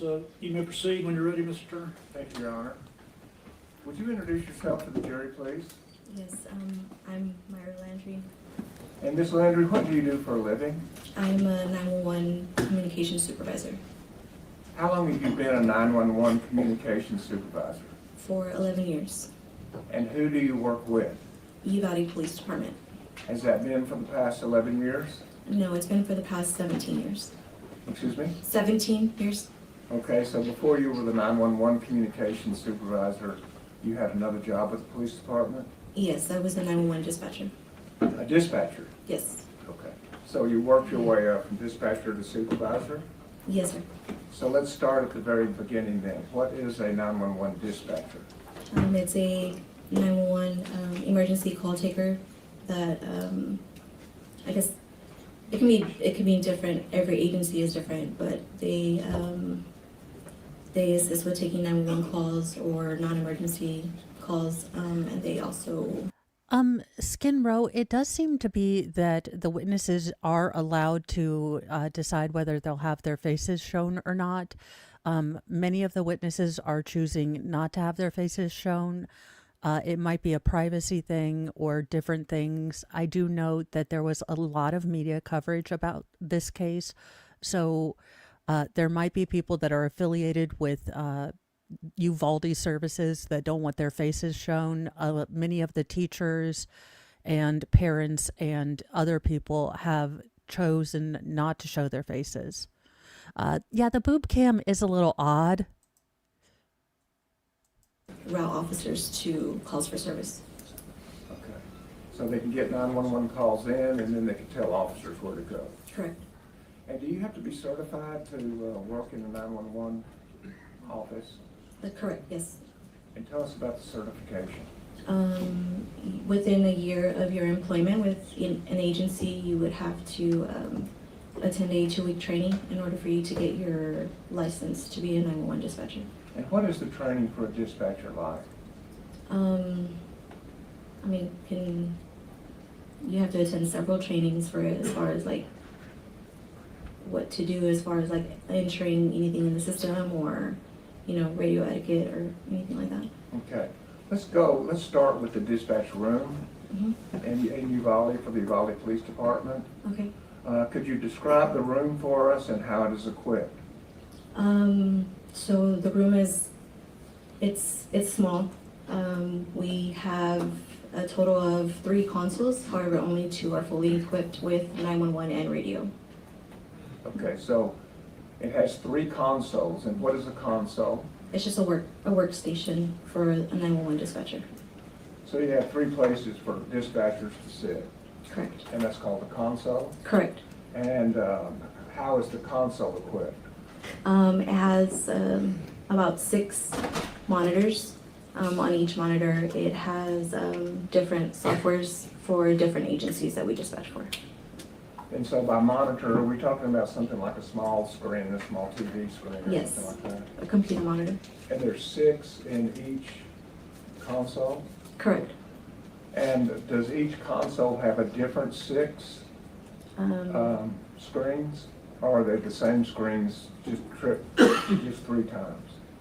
No, I'm sorry, I don't understand what you're trying to say. That's because it was a horrible question.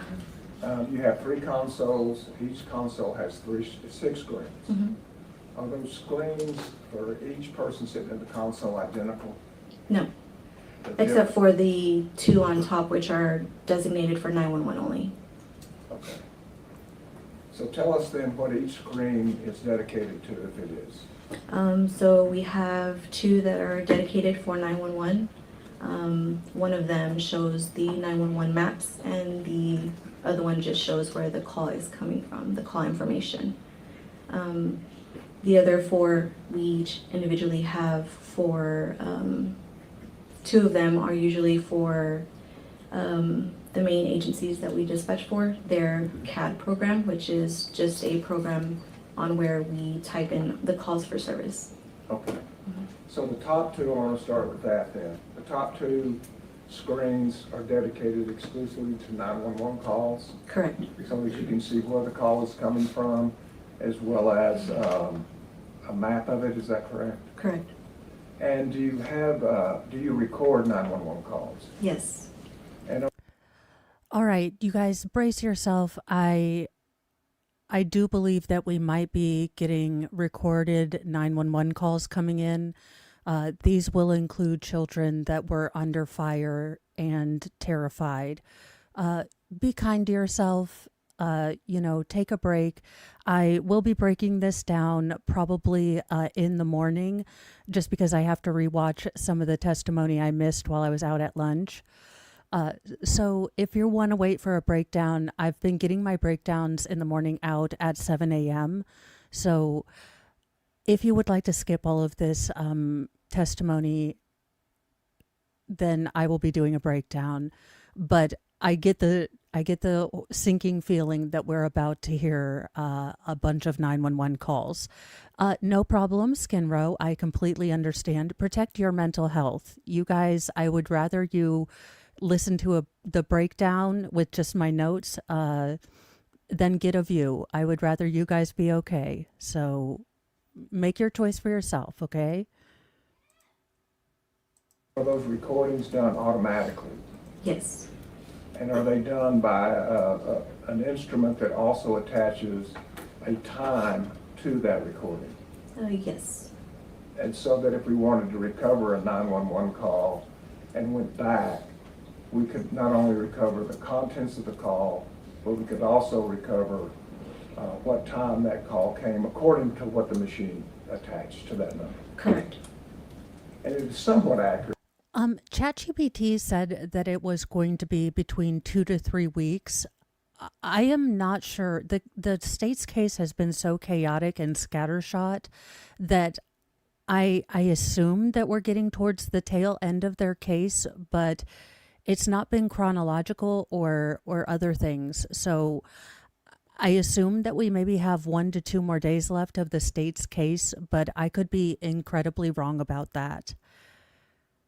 At least within minutes, is that correct? Yes. But maybe not milliseconds. Correct. Okay. And so now we've covered the 911 calls, and then there's 4 other screens, is that correct? Mm-hmm. Describe Yes. what those are for. Like I mentioned earlier, 2 of them are set for the 2 major agencies that we dispatch for. How many agencies do you dispatch for? Total. And thank you, Gail. Got that.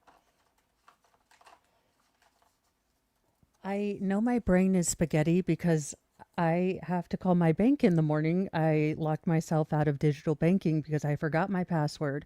Now, forgetting my password is not a uncommon thing because I am terrible at remembering things anymore. If it's not from a trial, I don't. And thank you for Mo, because you have to listen for us. I'm doing better today. I've kind of been able to divorce myself from it more because now I know that where the state's going with this. So, but yeah, be kind to yourselves. This one has taken me for a loop, so I can't imagine how everyone's dealing with it. So do be kind to yourself. We dispatch for 17 agencies. 17 agencies out Yes. of Uvalde. Yes. Could you tell us just in general terms, are all of those agencies law enforcement? Most of them, yes, including EMS and fire. So you have law enforcement, EMS, which is emergency medical, Yes. and the fire department. Correct. Are there any other purposes for the dispatch consoles or screens? Designated for them? No. Okay.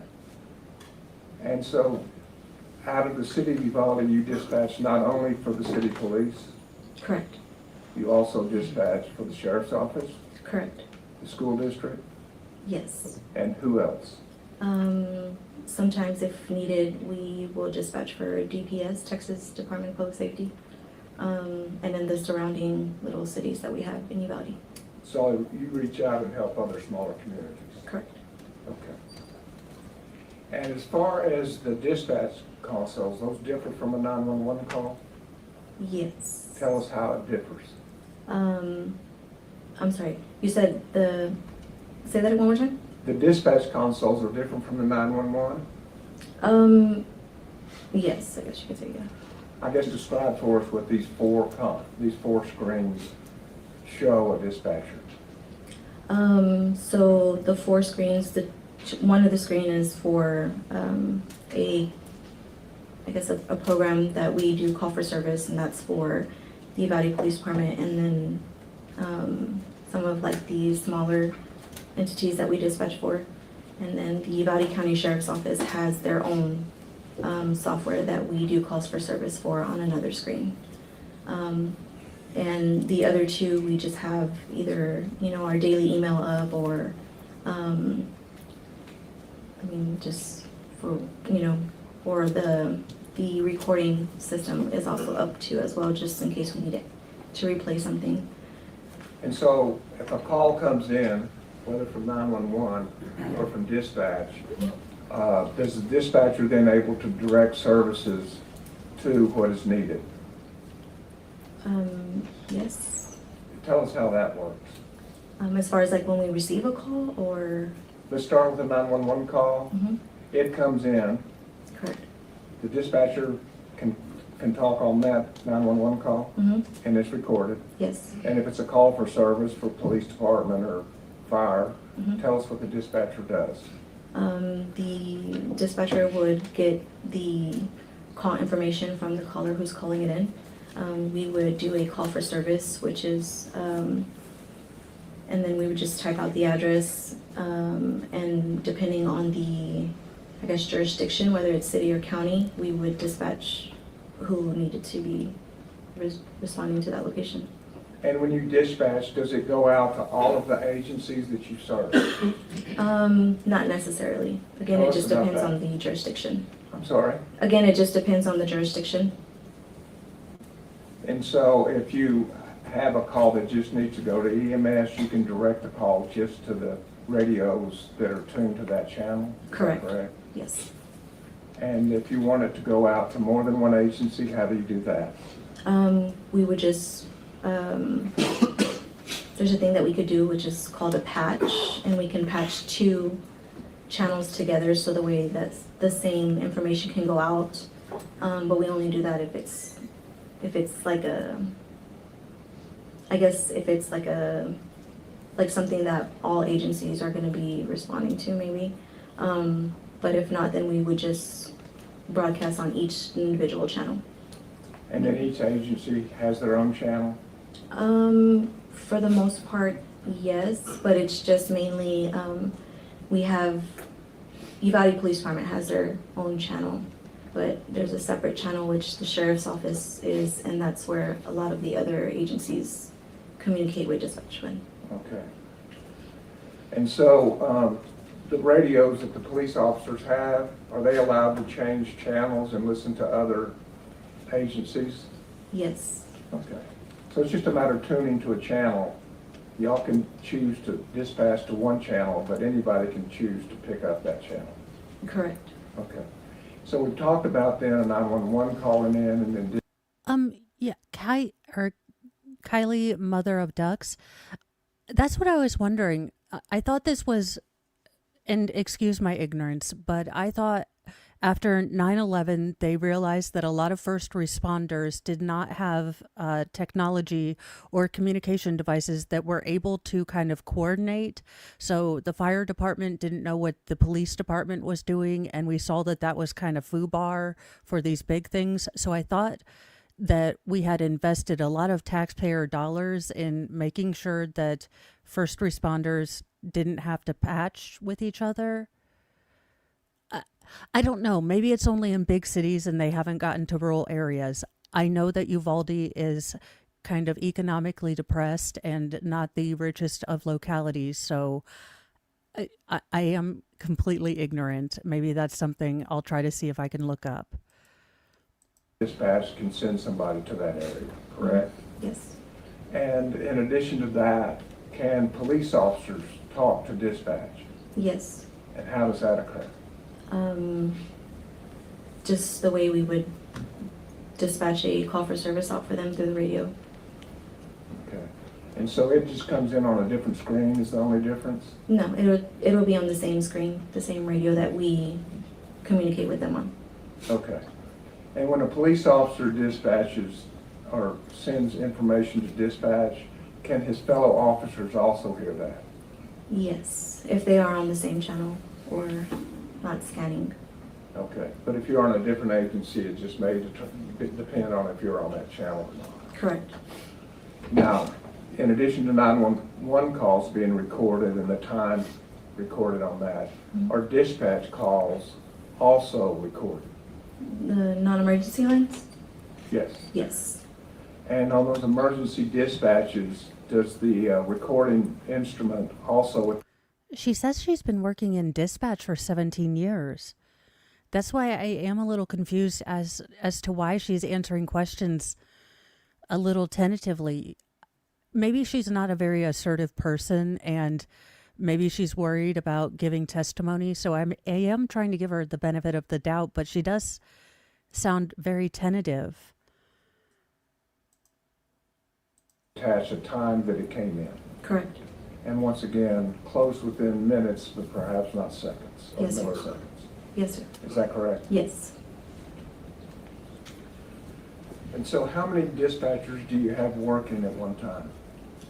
Right now it's 2.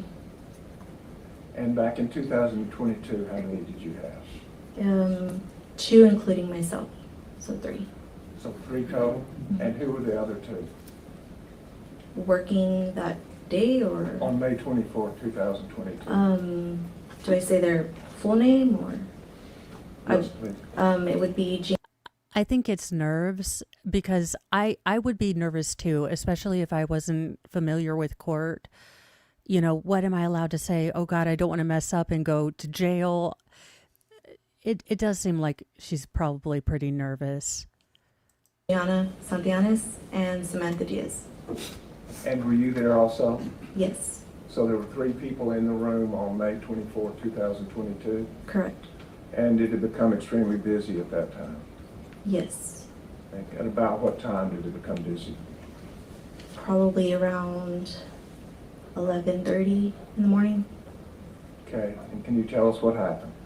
Yes. We received a 911 call stating of a accident that was near the funeral home in Uvalde, Texas. And did you actually hear that call come in? Yes, I was in the same room. Okay. And when the call came in, it was a 911 call? Correct. And did y'all dispatch from that call? Yes. And who did that dispatching? Which dispatcher dispatched it out? Samantha Diaz, I Samantha believe. Diaz? Yes. Okay. Relayed that information out to what agencies would receive that? Uvalde Police Department. Because it happened in the city of Uvalde. That is correct. Okay. And what agencies normally listen to the Uvalde Police Department channel? That I wouldn't be able to be specific on. Does the school district have their own channel? No.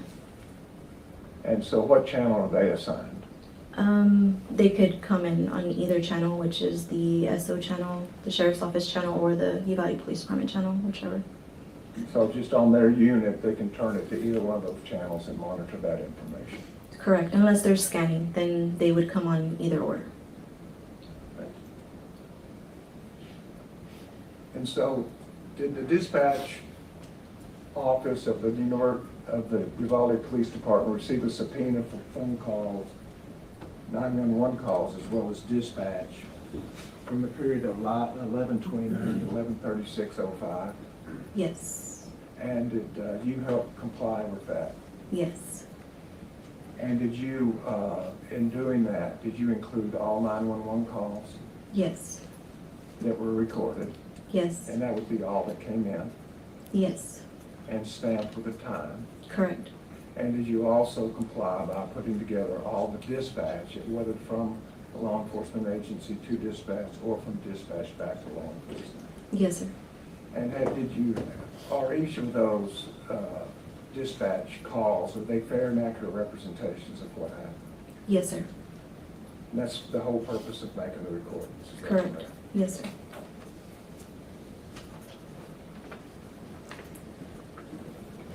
Showing you State Exhibit 1039 and 1039A, does that appear to be the same kind of time increments that were on these dispatch calls that you provided as pursuant to the subpoena?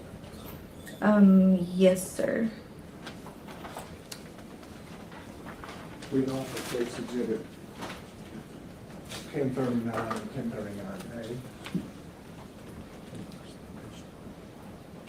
That's just the... No.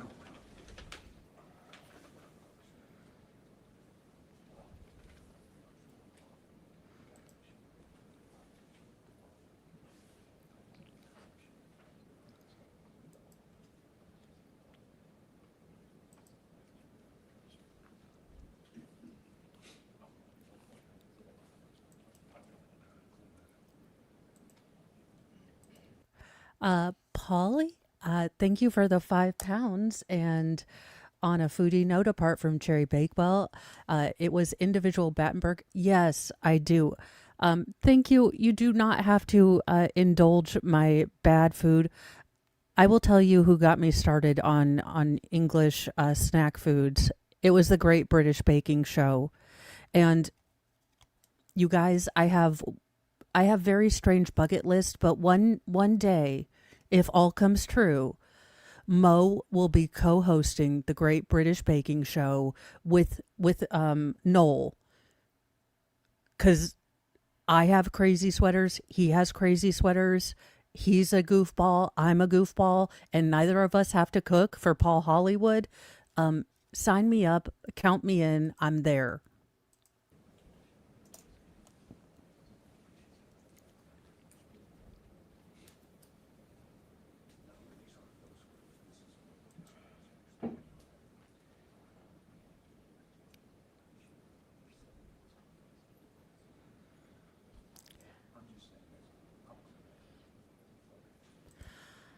Not yet. But I will write that down. I thought I covered this. Let me cover it a little more carefully. As far as the dispatch times that are here, these are just the times the instrument placed on the dispatch times. Is that correct? That's the time that the 911 recording, that's the format of it, yes. And the format is to place it on there. Correct. But y'all didn't make any efforts to try to synchronize this with actual time. Is that correct? I don't recall. Okay. I guess what I mean is, did you just lift the information and provide it to the people that issued the subpoena? Yes. You didn't make, nor should you, make any attempts to synchronize the times so that they were actually accurate as to real time? No. With that addition, Your Honor, the state offers exhibits 1039 and 1039A. Wait a minute. So we are going to be listening to these 911 calls and dispatch completely out of order with no synchronization, so we can get any sort of placement of the... All right. Nope. I'm going to rant. We've been here for 3 hours. And I'll give you guys a chance to get out of here before we play the 911 calls. The fucking disrespect of not even taking the time to make this information easier for the jury to intake, because you are asking them to listen to the cries of terrified children, terrified people in the most scary, most terrifying, and most hopeless part of their life. And you don't have the courtesy or respect to make it at least chronological, or at least make the jury's job a little easier. This is so and the fucking audacity to act like you're the only person or only people that cared about these children, and yet you don't have the motivation to make this just a little easier to prosecute. Like, did you do a job? Did you even pull your head out of your goddamn ass? I mean, it seems like you threw this case together like I'm a twice college dropout who plays with wigs and possum puppets, and yet I can make a cogent argument why you guys should never be allowed near a law institute or institution ever again. It's disrespectful. Do not dare throw out that you're the only people that care about this children, and then you did less than 10% of a half-assed job. It's ridiculous, and it's showboating, and it's cruel.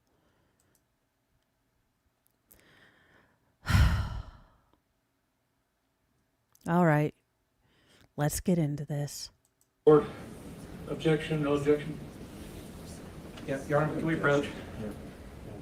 Okay, chat, could you collectively remind me tomorrow that we had a sidebar? I'm writing it down in my notes, but that means we are up to 10 sidebars.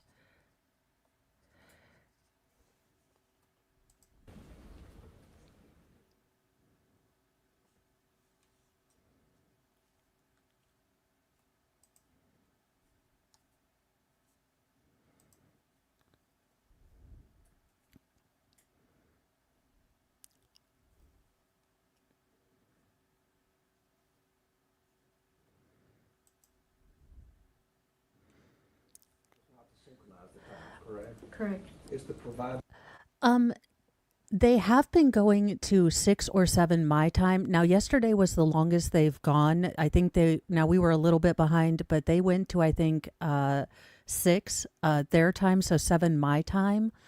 So I think that the judge said they wouldn't go as late today, so we generally will stop at 6 my. Seems like we're still going.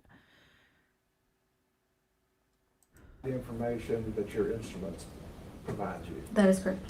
And if somebody else synchronized that time so that it was more accurate, you would have no objection to the accuracy that they provided. Is that correct? Correct. And you didn't. And thank you, Stinger Bell. Thank you for all you do, Mo. I know these have been frustrating days. They have been, but I also feel like, and look, I'm not trying to toot my own horn, but those parents need people that are sitting here and listening to everything. And because this isn't just a Uvalde thing, and I'm not saying that to take away or try to anything from Uvalde, but this is every parent's worst nightmare. And there were so many failures, so many, things that went wrong. And they could be happening in our schools. We don't know. I mean, I'm sure that these parents felt like the school was one of the safest places for their kids to be because they didn't know what was going on, what lax security was. If there, how would you know if this was kind of been put up? And let's see, Mo, you're in Indiana too. Did you get that crazy 45-minute blizzard that blew clear in an hour? Yeah, we got a little bit, not too much. I'll tell you, if it was last weekend, I was a bit out of it. I basically shut down into a cocoon on Saturday. I just needed to shut my brain off completely. Review their work. No. So you're not trying to comment on it, but you just don't object if a synchronized time may be different from what the instrument actually placed on. Correct. Is that sufficient? Any objection? In that case, Your Honor, we have no objection. It's admitted. Pass the witness, Your Honor.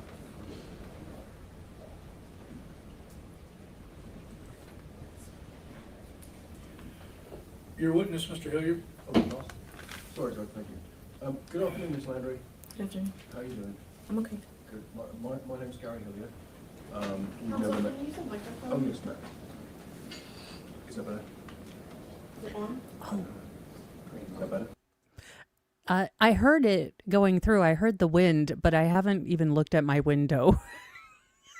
Sometimes in the winter here, when I'm doing streaming, I can feel like I'm in a cave. I'm like, oh, it's dark when I wake up. It's dark when I go to bed.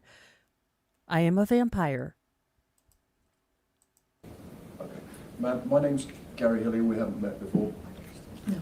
No. And you know, I have some questions for you. Okay. I'm one of the attorneys who represents Adrian. And I have your permission to ask you some questions. Yes. There are no trick questions, right? I just want to ask you about your experience and your experiences. And I really appreciate the defense doing this with every witness, even, Texas Rangers and things like that. They've been very, very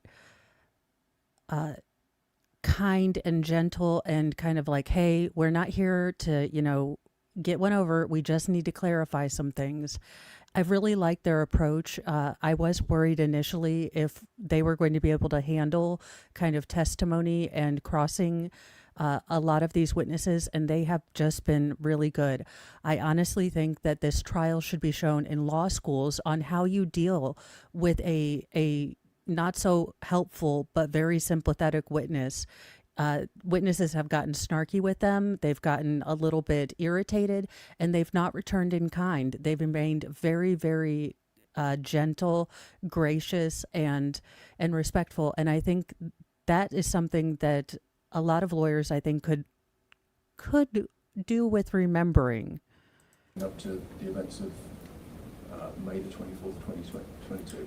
Okay. Is that okay? All right, so I think you said that you were a dispatcher for 6 years, is that correct?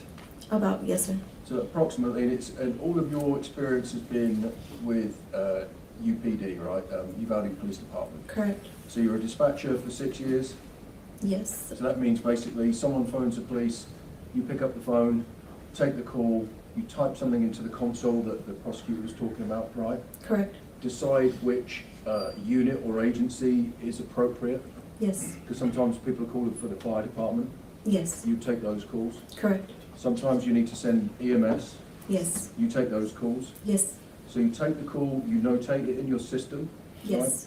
Right? And then you will transmit it, probably with This has been kind of weird, but they have sometimes alternately done like the footage with the witness, and then other times they've played it after the witness is done.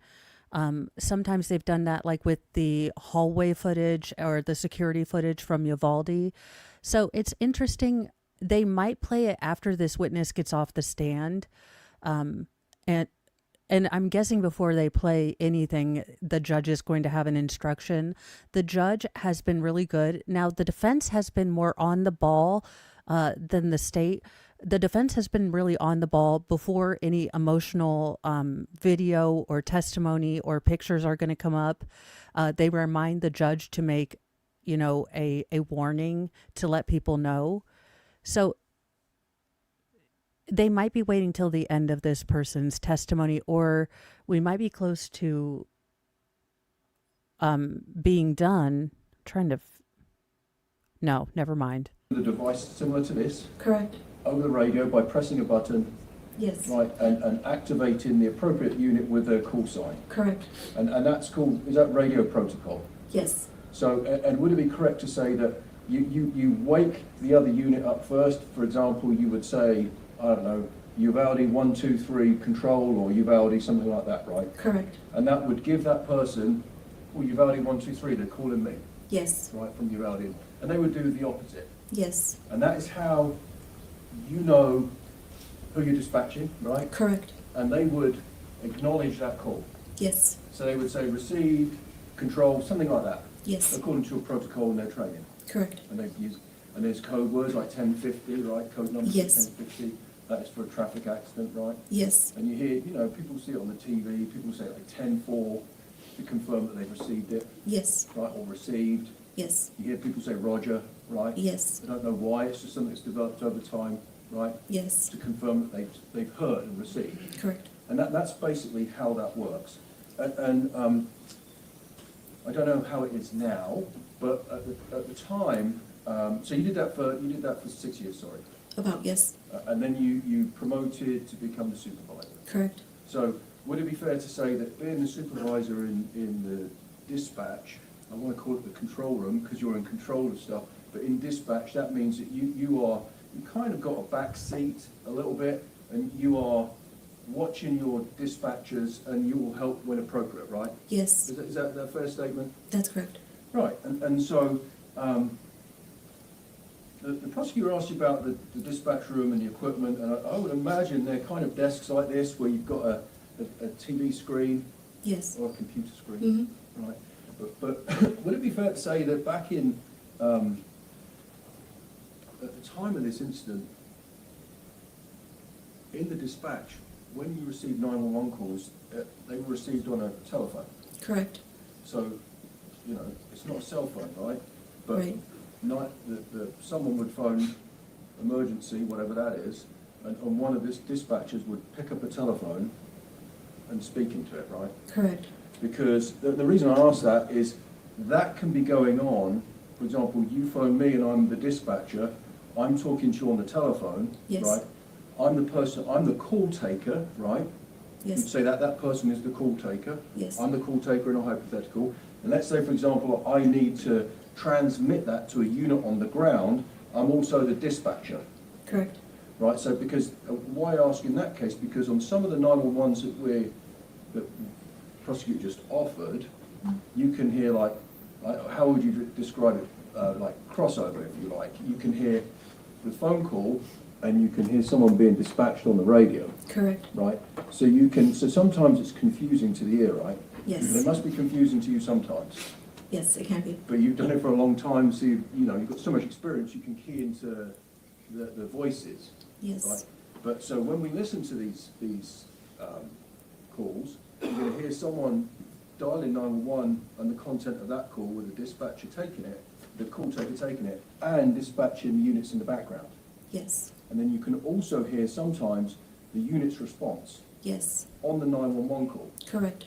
So when the jury hears it, it gives them notice to listen. You're going to hear the response of the units on the ground. Yes. Because you'll hear, for example, you'll hear there is a 911 call that is in evidence, and I'm sure you've heard it from Miss Murray. Are you aware of that one? Possibly. Yeah, one of the two. I think it's one of the ones on your. It's been put into evidence already. Yes. But we have to acknowledge they're disturbing phone calls, right? Yes. And this must have been a very difficult day for you, right? Yes. And so I come from I promise you I come from a place of respect when I ask these questions, and none of it's a criticism, right? But Yes. it's a disturbing phone call, and it's very sad, but when you're hearing Miss Maureen talk, you can hear officers on the ground saying things, right? Yes. So, and it's awful, and you can hear Miss Maureen describing the incident. The jury has seen the video, but and when it happened at the time, we warned the jury, but you can hear Adrian transmitting things, right? I believe so, yes. Yeah, because sorry, Jason, you worked what year did you start there? 2009. 2009. So you worked and dispatched radio transmissions for Adrian. I want to call him Gary. Hilliard is his last name. I call him UK lawyer. He used to work with the Metropolitan Police, so Metropolitan Police of London. He has been kind of the defense's go-to guy for ballistics and some more of the officer tactics, training, and kind of officer-centric things. So it does make sense that he is kind of doing leading the cross of dispatch. I think his name is Gary or Glenn. I always want to call guys Gary, though, if I don't know their name. So. For a while, right? Yes. Because he worked for Uvalde PD. Correct. And then he went over to the school police, right? Yes. So you recognise his voice. Yes. So I mean, we hear at least at one occasion when Miss Maureen says that the killer goes into the school, at the same time you hear Adrian saying he's going around the west side of the building towards the school, right? I believe so. Remember that? Right. So at the time there were no headphones in the control room or in the dispatch. Correct. Do you have them now? No. Still not now? No. Okay. And I wanted to talk to you very briefly about the timestamps on the, we say timestamps, so when someone makes a 911 call, the system automatically records it. Correct. Right. And when you make a dispatch, the system automatically records it. Yes. And you call that a timestamp. Yes. Right. And I believe that you said to the prosecutor they're somewhat accurate. To the best of my knowledge, yes. Yeah, and what I mean by that is that you don't set the time on that No. machine, right? That's done automatically. Correct. So you have no knowledge how that's done. Correct. Right, so sometimes they can sometimes they can be off, right? Yes. That's the point I'm trying to get at. That's why Mr. Turner asked you those questions Okay, a minute ago. Now, that is no fault of your own, right? correct. Yeah, it's just the way the computer and the system works. Yes. Right.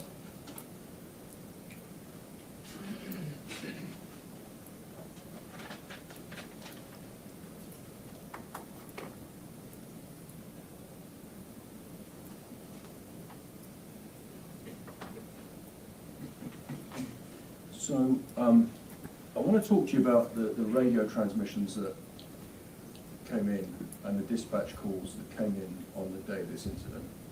Okay. Right, because you were interviewed a couple of times, right, as a result of this. Yes. You were interviewed by the Texas Rangers, Yes. right, and they asked you about certain phone calls that you supervised, right?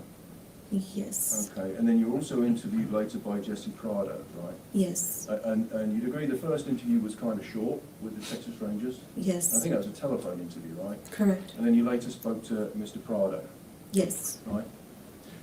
And so you'd agree that, and again, have you been involved with critical incidents before? Yes. When you say critical, I haven't seen you get put in timeout, but I have no idea. YouTube is weird. when I say a critical incident, what do you describe as a critical incident? Because you've been involved with them, right? Mm-hmm. Yes. How would you describe a critical incident? I mean, it could vary, but suicide or just anything. Would it be fair to say that it's multiple agencies, right? Yes. And lots of officers, right? Yes. And you have to coordinate a big response to an incident. That's also called a critical incident, Yes. right? And you'd agree that in your experience, right, because you've done a lot, you've done prosecution, about your training and your experience, in a critical incident, the communications are an important piece, Correct. a vital piece of the response. Yes. Right, and you're aware through your experience and being a supervisor in the dispatch that it is often communications that is highlighted, and it's nothing to do with you. I mean, the systems globally that cause trouble with the operation itself. Yes. Right, and today, on that day, there were some issues with the communication piece as well, right? I believe so, yes. Yeah. Because, and by the way, the 911 calls that come in, remember I said the 911 calls in here, I'm the call taker, I take the 911 call, that doesn't necessarily get transmitted out to the officer directly, right? No, it does. Well, it does, but the phone call doesn't get patched into the radio and go out. No, it doesn't. So it would come in, for example, I'm the dispatcher, the phone call comes to me, well, literally, it's not a game, it's like playing, you know what the telephone game is, right? Right. So the call, let's say in my hypothetical, the call comes in, a call comes into me, I take the phone call on the 911, and it's my interpretation of it that gets transmitted out, Correct. right? The 911 call, the emergency call, doesn't get patched into the officers on the scene. Correct. So all the officers on the scene can go by is what is sent out to them by dispatch. Correct. So you'd agree that sometimes there is a disparity or a difference between what is coming into the dispatch room, the call taking function, and what goes out to the officers. It could happen. Yeah. And so, and one of the things that can be a problem with that is an open mic, right? Yes. Or a hot mic. Yes. Right. And because what we said is, I believe that there are, how many radio channels did you say were operating that day?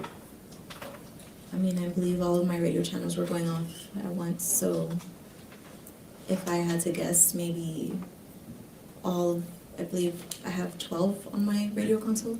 But if you have an open mic, that basically will cut across all the transmissions on that channel, right? On that one channel, yes. On that one channel. Yes. And what an open mic means, I guess, is, now, a radio is like a really fancy walkie-talkie, right? Yes. And if it's a handheld, sometimes they call it a brick, right? Yes. So if it's a handheld radio, it'll have a similar thing to walkie-talkie, but it's like a kid's walkie-talkie. You press the button, you talk, Mm-hmm. right? Yes. It'll go, and then you talk. Yes. And that transmits, so you press the button, pause, then you transmit, Correct. right? An open mic, or sometimes a hot mic, is where someone has got has pressed transmit on their radio, Yes. right? And that means that no one else on that channel can talk. Correct. And that must be terribly frustrating for you, Yes. right? And that can be for a variety of reasons. I guess people, police officers, we met one a minute ago, we've all seen them, wear a lot of equipment. Yes. And sometimes if they've got their radio attached to their belt, because they sometimes do if they're just using the brick, right? Correct. That you can even lean and transmit. Yes. So what you would need to do is go on another channel, right, Yes. presumably, and say, units, you've got an open mic. Yes. Tell them, Yes. right? Because that's if you can identify the radio. Yes. So you might, if I was one of your officers, you might be able to identify the radio that's associated with me. Possibly, yes. Possibly. So you'd be able to go onto another channel and say, hey, if someone's near him, tell him he's got an open mic. Yes. Right, but in this incident, because so many people were coming, would it be fair to say it was one of the longest open mics you've ever experienced? Yes. Yeah. And again, this is not, and that's nothing to do with you, right? No. But this is just your experience in dispatch. Yes. So that means that that creates problems for you and your system sending messages out. Yes. And confirming whether or not they've been received. Correct. Right? Because for example, you without, because the reason I asked you about the protocol for the radio, you call me and you wake my call sign up and I say received. That's the only way you know if I've received that communication or not. Correct. Right? Otherwise, you just don't know. Right? Right. You don't know when that was going. And that happened a lot during this incident, right? Yes. You were trying to relay some very important information about some of the phone calls contained on the government's evidence, right? Yes. And you said throughout, you've been consistent throughout your interviews, I think you said you tried and you kept trying to say, look, this is important, you need to know this. But there was an open microphone, so you never know who received it. Correct. Because normally you would say, whatever, you would say, Uvalde to all units, we're taking this phone call, and then you relay the information, right? Yes. And then you'd say, right, 1, 2, 3 received. So you'd know that 1, 2, 3, unit 1, 2, 3 has received that information. Yes. But on several occasions with some vital information that could have helped officers on the ground in this case, you could not confirm if anyone heard it. Correct. Right? Well, what we can confirm is at the beginning of this incident, it came in as I think you said there was a 911 call to a 1050. Yes. And that's a traffic accident. Yes. And so that would be UPD, Uvalde PD's jurisdiction. Yes. In fact, you dispatched an officer to that, right? Correct. And that was Randy Hill, is that correct? I don't remember. If I represent to you that you dispatched a UPD officer called Randy Hill to that incident, would you have any reason to doubt it? No. No. Because that's his jurisdiction. Correct. Right, that's probably his patrol area. Possibly. Right? But you also know that Adrian volunteered to go. Yes. Remember that he broke, and when I say break, that means he went on his radio, pressed the button, transmit, said, I'm coming as well. Words to that effect. Yes. Right? So he volunteered to go to that call. Believe so. Yeah, and he didn't have to, right? I guess I don't. No, I mean, because the reason I say he didn't have to is because, he's going to a traffic accident, but that is someone else's jurisdiction. He could have, I don't know, just let someone else go and deal with it. Right? Correct. He volunteered to go to it. Right? Yes. But we know it was on the corner of Geraldine and kind of Grove, but that's right on the edge of the jurisdiction of the school. Correct. And of course, Adrian has jurisdiction across the whole state of Texas, but that's specifically one of the places that he works. Mm-hmm. Right? Yes. You have to say yes or no Yes, sorry. about that. And so, but he was nearby at the park with the high schoolers. Did you know that? No. And I say he, I mean Adrian. He volunteered to come. He came from the thing with the high schoolers, and he came because you would agree that in this area there have been, I think we've heard evidence there were 50 bailouts between February and March. February and April in this area, right? Yes. And About. of course, you're involved in coordinating the efforts for that as well, right? Correct. So so one of the reasons was that a lot of these bailouts have gone in or towards a school. But, you know, Skin Row, sometimes, and again, if they're all in the same locality trying to use cell phones, it can overwhelm the towers. So it it it can even interrupt cell phone communication. So there are just limitations to how much traffic systems can take. Oh wow. for that. Yes, And so one of the reasons Adrian volunteered was to get to that scene to do that, right? I believe so. Yeah.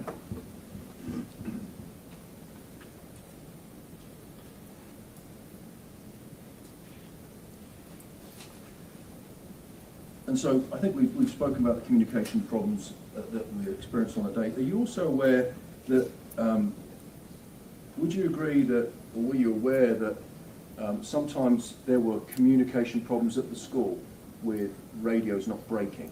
Yes, And when I say radio's not breaking, that's almost like sometimes, let me draw an analogy or like an example, right? Sometimes you're in a building and you can't use your cell phone correct. because you don't got signal. Yes, And it's the same as that. correct. So you're aware that sometimes in that school, around the environment of that school, officers couldn't break, they couldn't transmit. Not just in that school, but in all the schools, anybody. In all the schools? Yes, All right, so in all the schools in Uvalde, sometimes officers couldn't transmit. correct. So they would have to go outside Yes, to transmit, yes, right? And that's a common practice. yes. So if, I mean, I'm allowed to walk around, so if I was in the school and I wanted to transmit to the dispatch, I would have to go outside and then radio. Yes, Because I've got to get, for some reason, you've got to get away from the building in order to communicate with the dispatch, correct. to give you vital information, Yes, and also to receive vital information. yes. Because if I can't break, I can't receive. Sometimes. Sometimes. And then, were you also aware?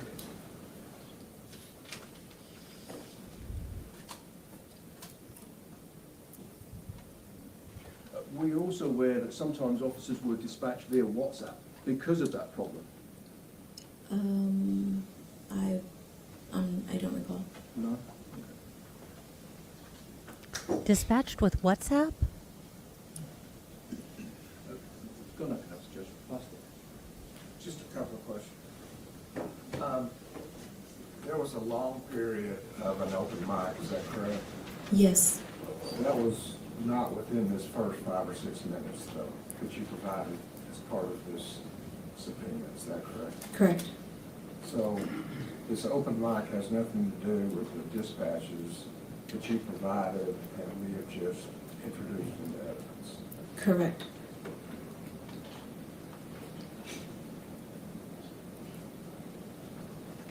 Absolutely. Very briefly, Judge. And about these open mics, so have you got a timestamp on any of the recordings when the open mic starts? Yes, There is. But you also agree and I think it was one of your colleagues said it was one of the longest open mics she'd ever seen or heard. correct. Like maybe up to 15 minutes. Possibly. Yeah, 15 minutes of cut across any radio transmissions. Correct. So, yeah, and this is 15, when you say 15 minutes, it doesn't sound like a long time, right? No. It's out 15 minutes, 15 minutes. But everyone can agree that in an incident like this, every second counts. Right? Correct. Government, every witness we speak to, we say every second counts. Every second count. Right, so if an officer has to leave the building to break or transmit, that is time lost.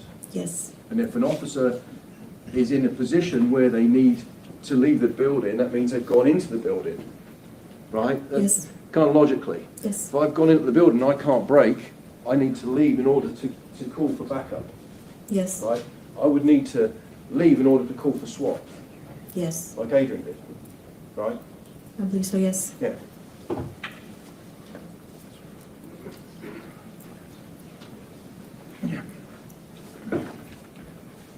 I've just got a couple more questions, Ms. Landry. So, am I right in saying your husband is Officer Landry from UPD? Yes, And did you dispatch him to Rob that day? not specifically. Did your dispatch, your dispatch that you were supervising, dispatch him? Not specifically. Okay. Well, ma'am, I honestly, respectfully, thank you so much for your efforts, and we appreciate it. Thank you. Thank you. No further questions. Okay, she excused, not subject to recall. Yes, sir. No. So she can be released, Judge. Okay. All right, you are released from the subpoena and you are not subject to recall. Thank you very much. You can take off. All right, ladies and gentlemen, we need a matter we're going to take up outside the presence, and I don't want you to hang around, so we're going to go ahead and release you for today. We'll resume tomorrow at 9 o'clock. Please remember my instructions, and we'll see you tomorrow at 9. Would everyone rise for the jury, and if you get that witness, please.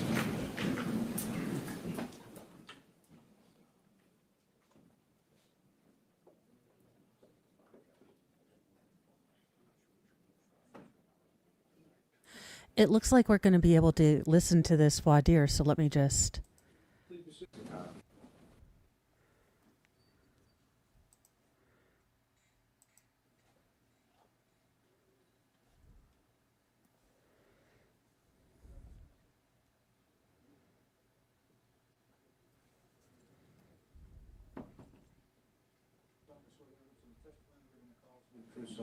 I do.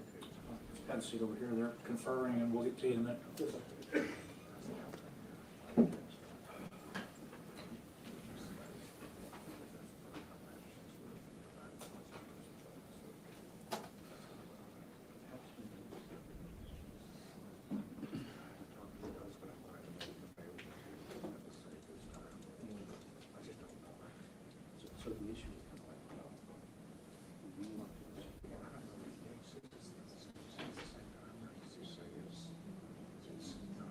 I think he's been getting pushback from his clerical staff because they have been staying later nights.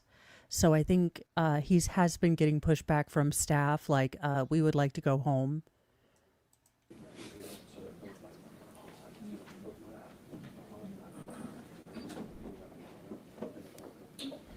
Fiat, if you do those Starbucks runs, you need to bring enough for the class.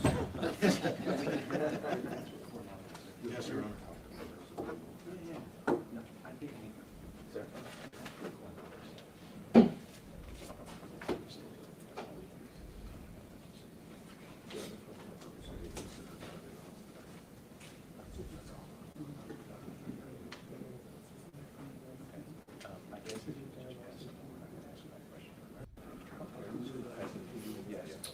We're not going to finish you today, sir, so I'll just advise you, you know about this already. The rule has been invoked, so when you're released today, don't talk to anybody about the case other than lawyers until you know the case is over.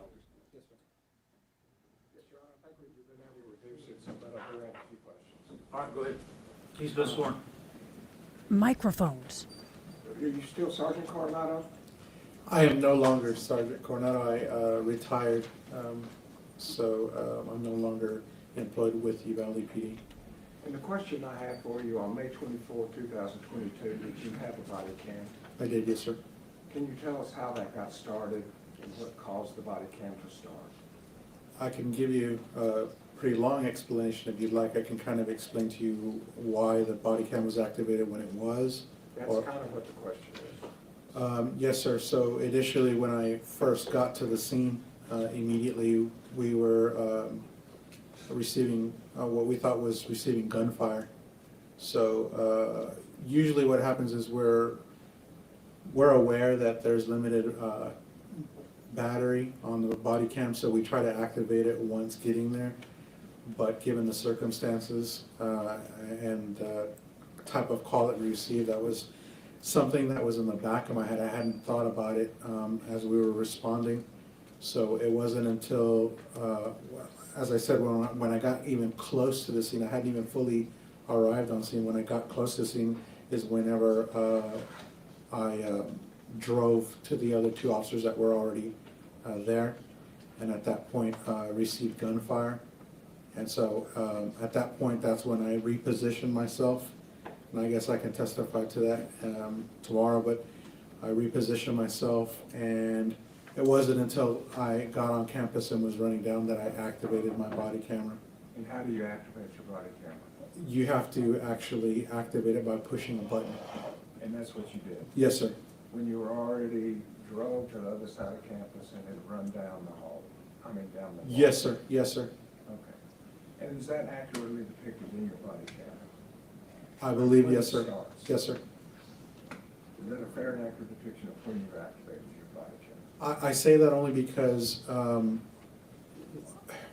so there's triggers that when you activate it, I believe the video immediately turns on, but the audio doesn't immediately turn on, I think. So it depends on how you program it and how the administration prepares it. So I want to say that the video immediately turns on, but the audio doesn't turn on, I think. It could be, it's been close to 4 years now. But your operation is simply pushing a button? Correct, yes, sir. Pass the witness. Thank you.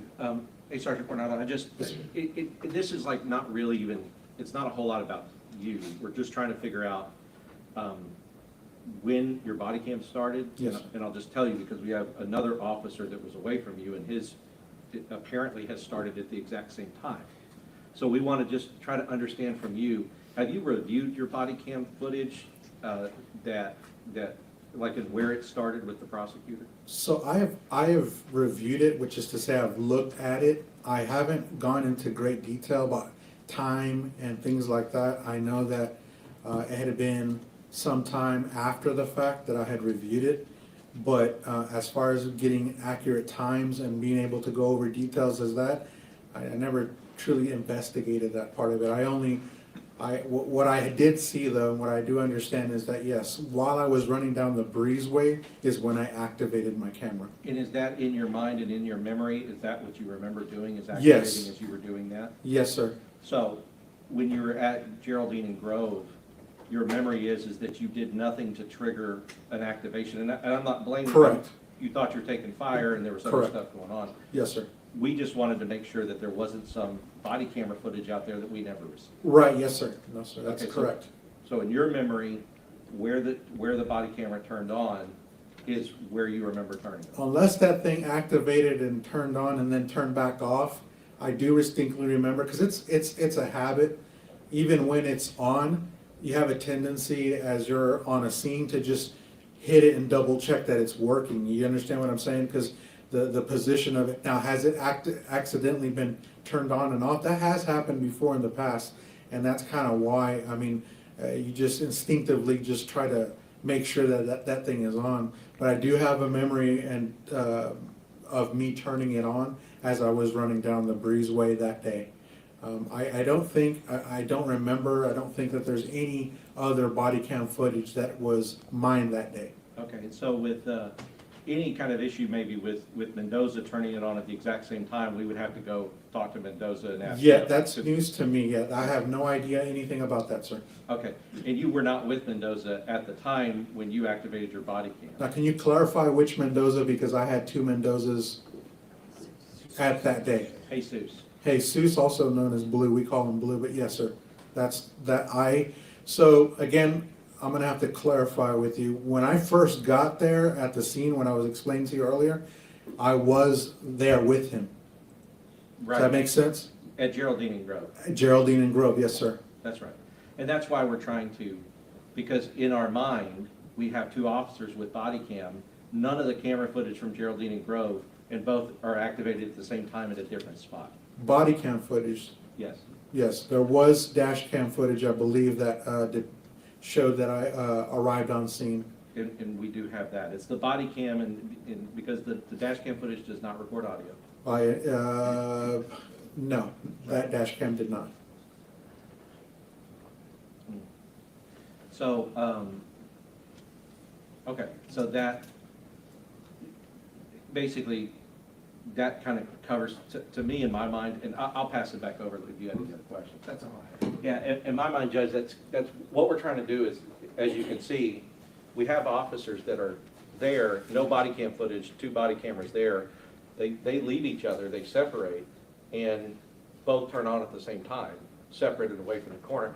So we kind of solved the first half. He's testified to what he's testified to, and then we would like an opportunity to talk to Mendoza to see and make sure that there wasn't any, any kind of other issue. And we're going to get an opportunity maybe to talk to him tonight. And so We're going to try to make him available to the defense tonight. Right. Okay, but you're done for the day. I've already advised you about the rules. So Yes, we'll sir. see you tomorrow at 9 o'clock. Yes, sir. Thank you. I don't know if y'all need him, but he's done for today as far as I'm concerned. Okay, we'll be in recess till 9 a.m. tomorrow with the jury. Thank you, Judge. Well, you guys, that's the end of today. I am going to wish my middle son a happy birthday, so I will be doing my breakdown at around 4:30 in the morning. Interesting day. I do have to go back and watch Melody Flores' testimony just to get an idea of what in the heck went on. I thank you guys so much for hanging out with us. I am sending you over to Hella. She's having a guest on. She and Dolly are doing a lot of work on the Lauren Matthias case or channel stuff. I have no idea about that, so I'm glad that you guys can learn all about that with them because I don't have the energy to keep up with any more stuff. So have a wonderful, wonderful evening. Give Hella and Dolly some love. I am going to sing happy birthday and then probably collapse in bed. So I will see you all bright and early tomorrow at 8 for Mornings with Mo. And then we will be back with Nick for morning and see if we can finally maybe get to a point somewhere. Bye, you guys.